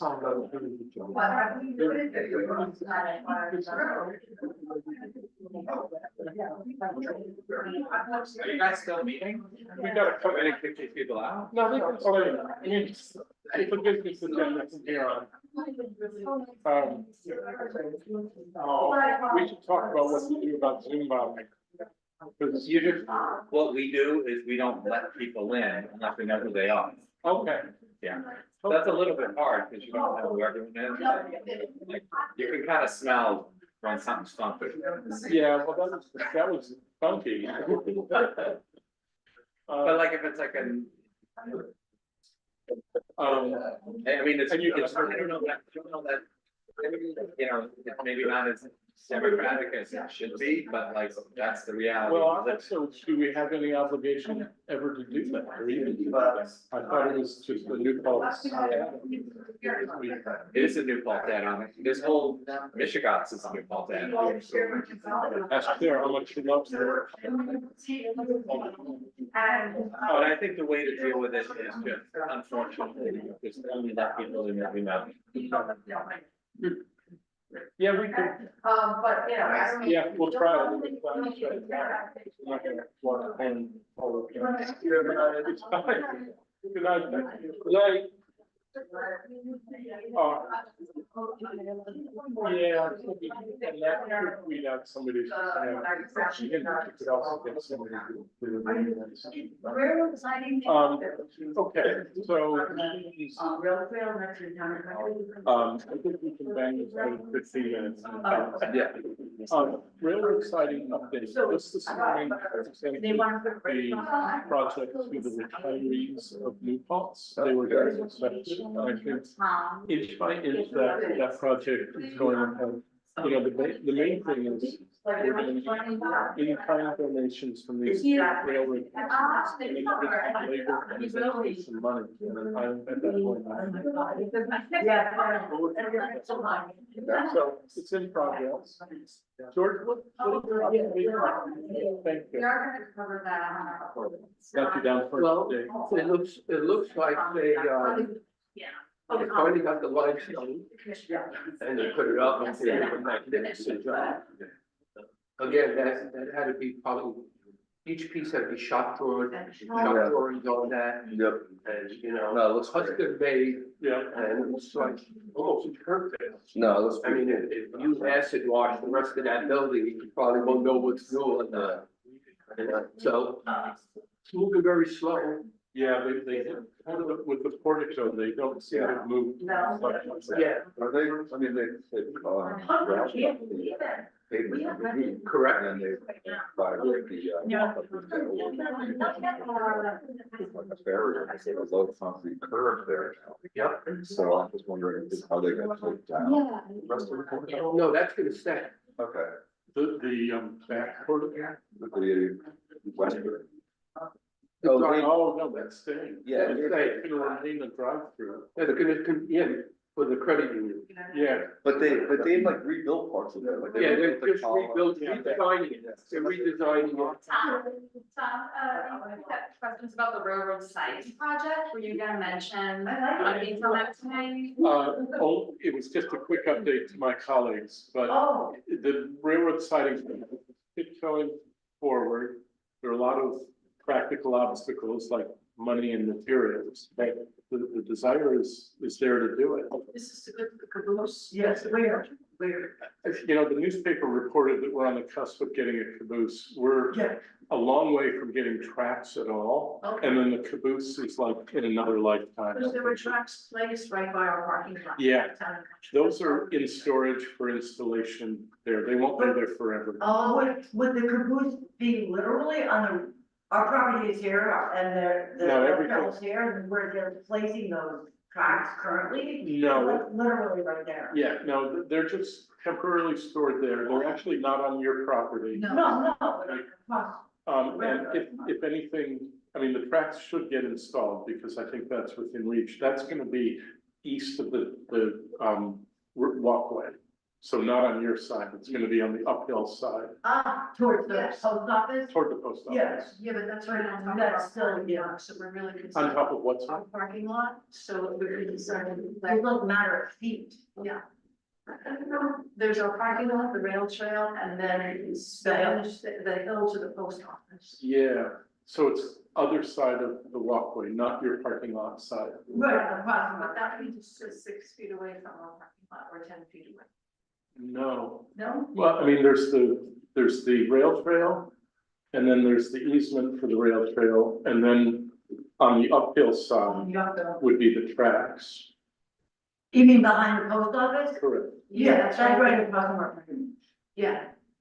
Oh, across from your parking lot? Yes, right. Yeah, We're on the road. yeah, I mean, the tracks are gonna be 8 inches high, you're not gonna see anything. So the caboose will be put on the tracks. To tell you the truth, I think we are decades from a caboose. Oh, This organization doesn't have any money, cabooses are expensive, restoration's expensive. The But goal, if tracks are there, then they'll want to put the caboose there.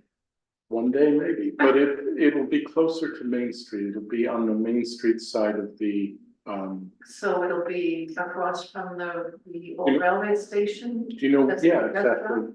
yeah. Okay, it's still really across close from that. because they were our. That's not behind the road. Well, it's on the post Yeah. office side. Yeah. So if there's ever gonna be a caboose or a car, it's gonna be close to the Rotary Park, the little Yes, oval park okay, yes. near the station. Yeah, I walk there every day. It's just a few paces to where our parking lot starts. There's garages and parking and more parking for the town. Right. We're the fence that separates us from restaurant. Got it, Yeah. yeah. So that's why we're concerned because if people frequent it, they might be thinking to park in our parking space to go see the caboose. Well, But people park. don't they already do that for the rail trail? Not as much as they would if there's Yeah. a thing right there, just take the kids to. Cause they do already use our parking lot as a public space. Yeah. So I sympathize with you, guys. Yeah, well, that's Huguenot Street Yeah. future too, I think. Yeah. Could you do this, Yeah. this project is still in a very infant stage. Sure. Send me your concerns. Thank you. Sarah can give you my direct email. And maybe we'll do a drawing or something. to Yeah. show us. That'd be fine. This is a group that's very open to Thank you. suggestions and concerns, and if you want to get on the board. I'm trying to get her on our. But Cut her down the middle. please send those so that we're aware of what worries you. I'm not landscaping, that's all. Yeah. I like to Thanks. read and improve the order of our tree. Thank you so much. Of course. Yeah, thank you. Yes, yeah. So George, we can definitely count that as a success, so we'll just keep an eye on it. Yeah. Thank you. It's moving forward, Yeah, it is, they must have picked something, it's a little more, and when I say forward, I mean. Yeah. Infant. I think I've been no longer Jim Clinton, was for quite a while. Yeah, the signs. And the sign The is. sign is up there. I have a question about that, right? I don't have an issue with the sign, but we never saw it. Was it? I don't. Yeah, we didn't. I mean, it's not gorgeous, but it's there. Was we supposed to review that? I don't know. I thought it's never. I think it's clarity. Yeah, so also nice design.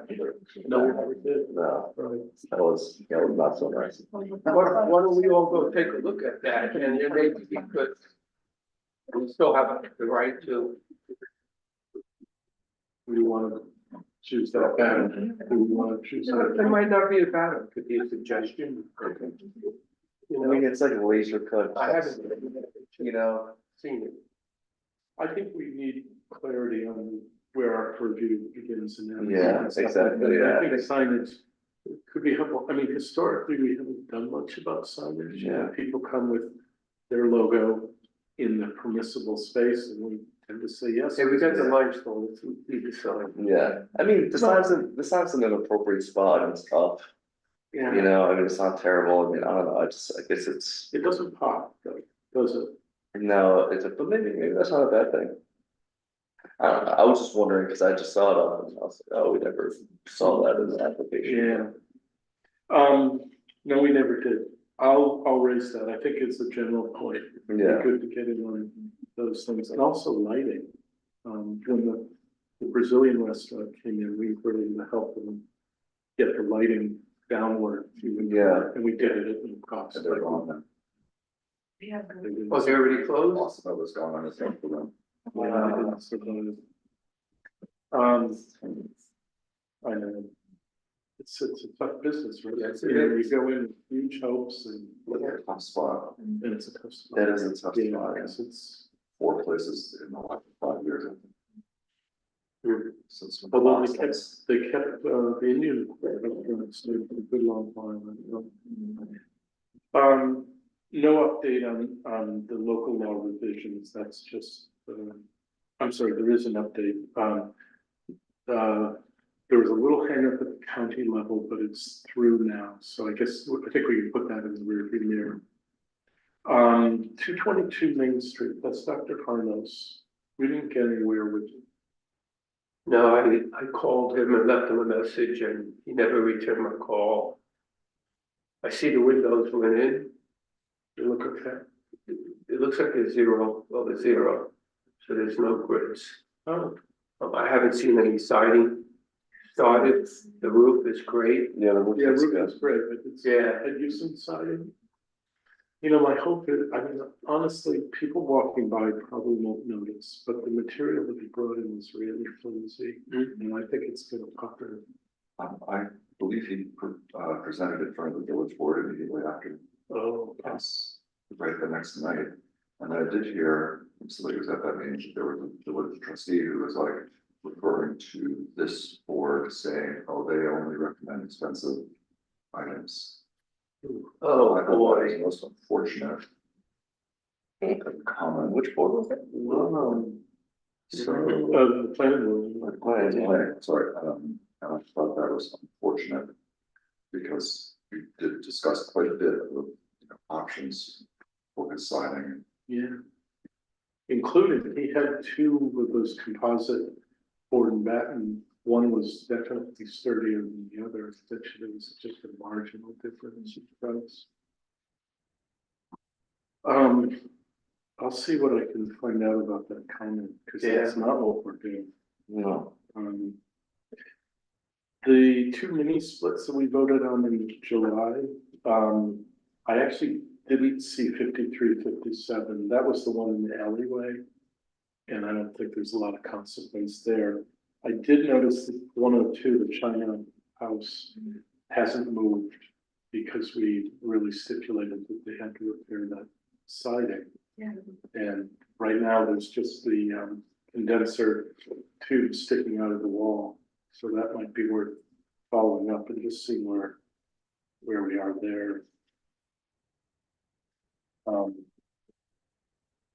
And then the signage at 122, that's the brick house. Why am I flaking on the name? what are coming? No, the beautiful brick house, that has the co-working space. Yeah, now it's like the art studio. Yeah, it's a studio. Why do I? Is it Bruce? Yes. Yeah, it is Bruce, yeah. Why can't I remember? It used to be one Epic Pines. Yeah, it's really Pines. Yeah. I noticed that he's starting to stack up, antique brick. So the thing that he promised looks like it's happening. He's just building up his supply. It looks really good. You know, those posts came out really well. You can see if there's stuck in traffic on it. Yeah. Item number 8. So this is just a brief thing that Camilla and I will report on next week. So I was contacted by the town HPC chair who would like to do something around the nation's 250th anniversary next year. And he was sort of pulling from historic Huguenot Street, helping our commission, his commission, town historian, just to kind of think about a year of programming. And I immediately thought that the art show would be a natural. And Camilla and I are going to attend a meeting Wednesday, and we'll just report back with what the ideas were. I'm going to be cautious not to promise too much, and we got our hands full and just day-to-day business. So anyway, but I thought it was a good idea to, you know, celebrate the 250th in a local way. The discrimination and violence and harassment trainings. Sorry to keep reminding you, but it's a thing. So if you haven't done them this year, September 18th is an option. Nothing on the HPC draft code revisions, just too much summer and too much other stuff, but I'll get back and hope to have a report next month. Shane, you and I at some point will get back to those guidelines. Yeah, I mean, I've noticed just in studying for this project that the Secretary of Interior, they have obviously the large document, but they have a bunch of smaller guidelines on specific things. Yeah, Maybe we just work backwards from those. I think that's a I good. think we just, you know, if we feel like something is too strict or stringent, then maybe we edit it.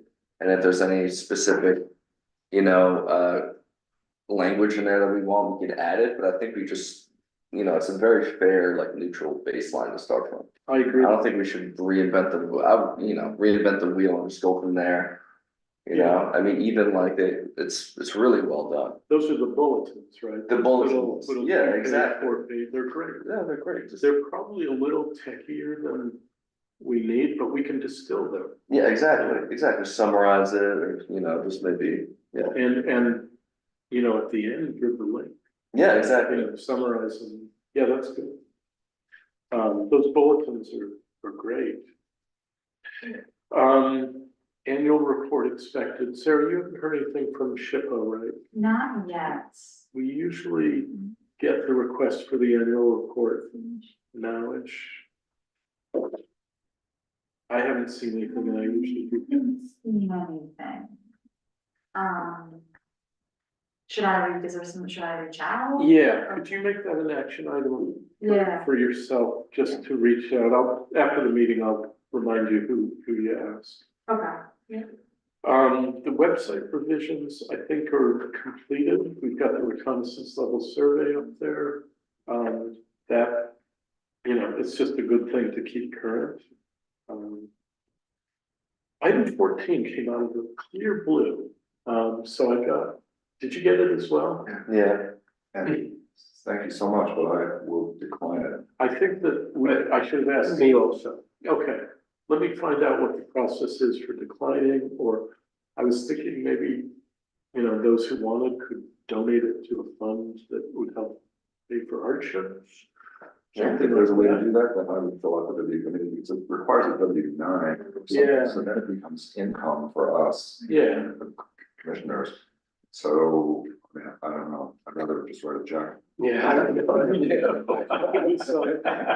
thought it was nice, a nice gesture. I think it's a form of thanks. Yeah. Oh, yeah, I'm honored. Yeah. All right, I'll explore that and report back. You know, fill it out and send it in if that's what you'd like to do, and otherwise I'll see what alternative, you know, we're gonna have health insurance at that. That would be nice.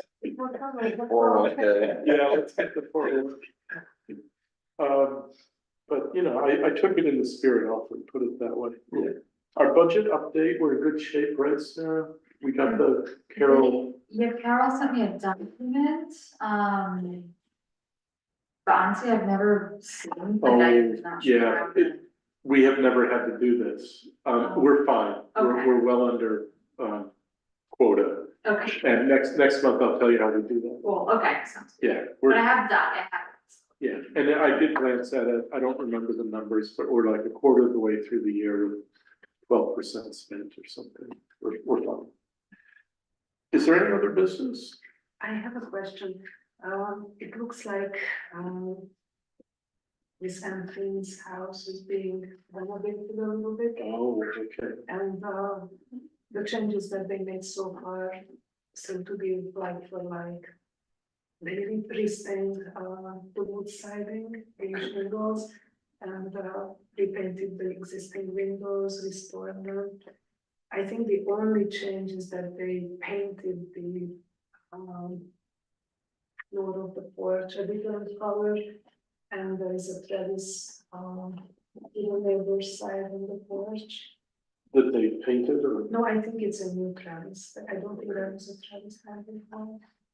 I think we would, like, our language is nature landscaping features a trellis. They had to cut down some shrubs because of a drainage issue. They had to be cut in part of the front yard to use drainage pipes. Did you get the name of the contractor? When I don't know the name of the daughter, she took on the house. I'll walk by, but I think all of that's nothing that we need to pronounce on. The trellis for sure we wouldn't. And Yeah, the house this- looks really beautiful. Yeah, this is a house on Center Street that we landmarked 10 or 15 years ago, and it's kind of a bungalow, it's kind of a tall bungalow style. We landmarked it partly because it's a really rare form of new homes. You go to other communities, I mean, I grew up in the Midwest, they're everywhere in the Midwest. But we don't have many, and it was very well preserved, and she was a great steward of it. So I'll make a note, but I don't think any of that really. Maybe we could just write a message to comment on that. Yeah, we could, we could come Let's say in and that. just mention the instruction, yeah. Anything else, anyone? No, but I think, how do we determine if SHPO or some national agency needs to review this project? Because even just for the applicant's sake, you know, I'm sure they would want to know as soon as possible, Oh, because yeah. maybe there's some additional regulations that, you know, might render. I mean, they put a lot of work in so far, and obviously the consensus is that hopefully they essentially start from scratch. I mean, I hate to say it, but you know, so it's like. Community input, yeah. Yeah, but maybe, you know, based on, you know, like, if they had to go to, you know, apply for some permanent DC, which is certainly possible, you know, I've dealt with those boards, like, they just, you know, like gospel, they refer to the Secretary of the Interior guidelines, so. I mean, I'm sure they wanna know that as soon as possible too, so like, how do we? Well, so right after the meeting, I spoke with Jason, and what I said is, you know, there isn't that much that you and I can do off meeting. Yeah. But I will summarize this meeting, and if you guys agree, I can plant some questions in that. And I think for factual things, I mean, for example, the question of how many trees would be removed. I don't think we know that number, and I think it's fair to ask what they intend and which tree, you know, how mature the trees are. If you'd like, I mean, that strikes me as a really good idea to find out what's going on with that. And I did ask him about archaeology, and he said, you know, they're already on that. You know, they're aware that it's a sensitive site, and they've put in the paperwork, or they're in the process of working with whatever board oversees archaeological assets. So if we all agree, I'll ask that kind of question, and you know, I think, I don't know about going back to zero, but you know, I would definitely flag, you know, there's a lot of discontent with the size, there's a lot of discontent with the amount of asphalt, and especially with parking. A lot of discontent with that turn on Front Street. I can just tag these things as like high points in the meeting. Yeah, I mean, I There think, was a lot of good comments. no, for It sure. was- How it's supposed to work. It was Definitely. just how it's supposed to work. Yeah, And not to belabor the point, but I think there's a lot of advantages for them bringing the building to North Front Street, because there's already language on that street of like, you know, I mean, I know going up 2 stories adds a lot of extra costs, because if it's gonna be accessible, you need an elevator, but, you know, I don't know, that might be a good way to go, Broadhead, sorry. I think that's a great way to go. Well, Yeah. there's also something in favor of that, which is they've got that kind of dead, unattractive space where that parking lot is kind of across. Yeah. You know, it's not. And you know, Cumberland and I were talking to minimize the scale. You know, you could have a small building with maybe 2 or 3 buildings behind it, if all that 7,600 square feet is needed. Yeah, And that would shrink the building down. Maybe you have to walk outside, or maybe there's some kind of overhang to get you to the next building, just like in small villages where they build back. yeah. And they might, You know, they might also, if they are facing Broadhead, they might revisit negotiating with the church for parking for Dale Hall. Yeah. absolutely. Because. I think that's off the table. Oh, I think they said that the church wants out of that arrangement, and that's, I mean, maybe. That's unfortunate, because that's quite empty a lot of the time. It's just like It's the unfortunate. obvious swing space. I think they need to relook at that, you know? Well, you've got people speaking about how their conference is the church, and this is in fact, well, that might be a small compromise in order not to have something. Yeah, well, that's It's like, you might want to revisit occasionally or part-time, allowing use of that. That's correct. Vast parking space. Yeah. You know, a comment that kind of came out of the blue, but I thought was really good, was the idea of bus staging down at Bosse's or somewhere else, you know, like drop the kids off. I mean, if any of that parking is for school buses, like, why are we doing that? Yeah. There are places where the driver can go have a nap for an hour or 2. Yeah. That's right. And I think we should put in this memo, like, you know, I think we need to hear more justification for the 100 cars. You did say, you said it was, It's decreased some, and increased the amount of permeable spots, but he did not say how many spots there were subtracted from 100. Yeah, That so was let me make sure to ask them. Yeah, also those grass pavers, like, I don't know, I mean, I guess this would be a problem for them, but they're very difficult to maintain and like look good, you know?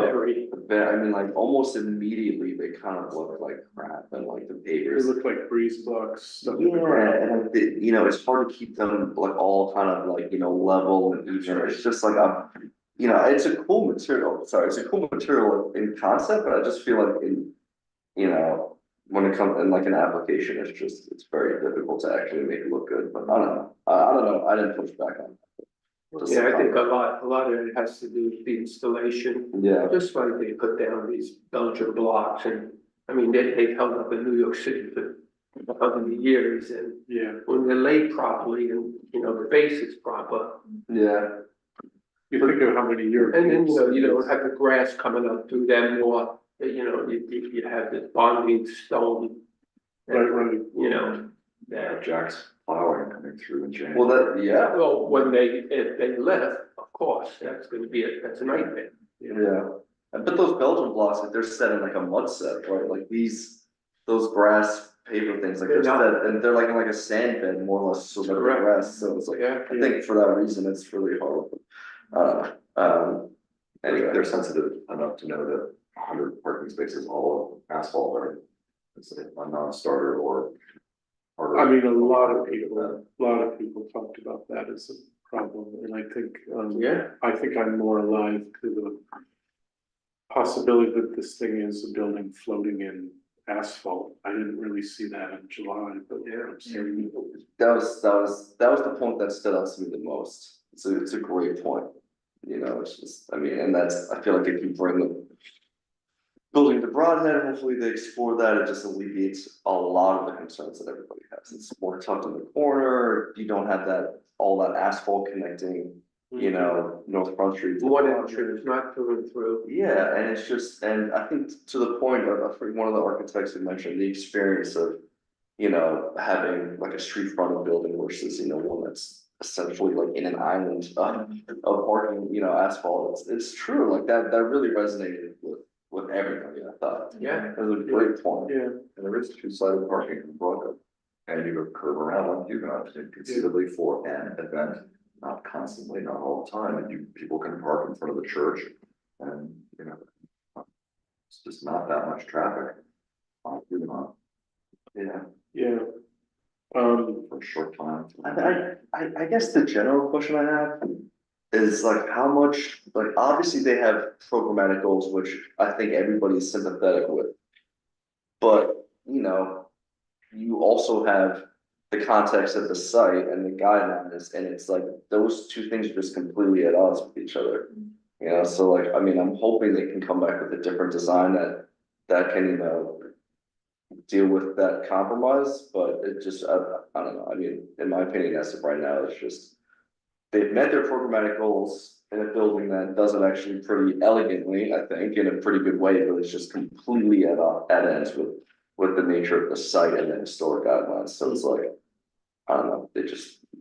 That's then to justify the square footage you needed, you know, do they need that 100-room classroom, 100-person classroom? Yeah.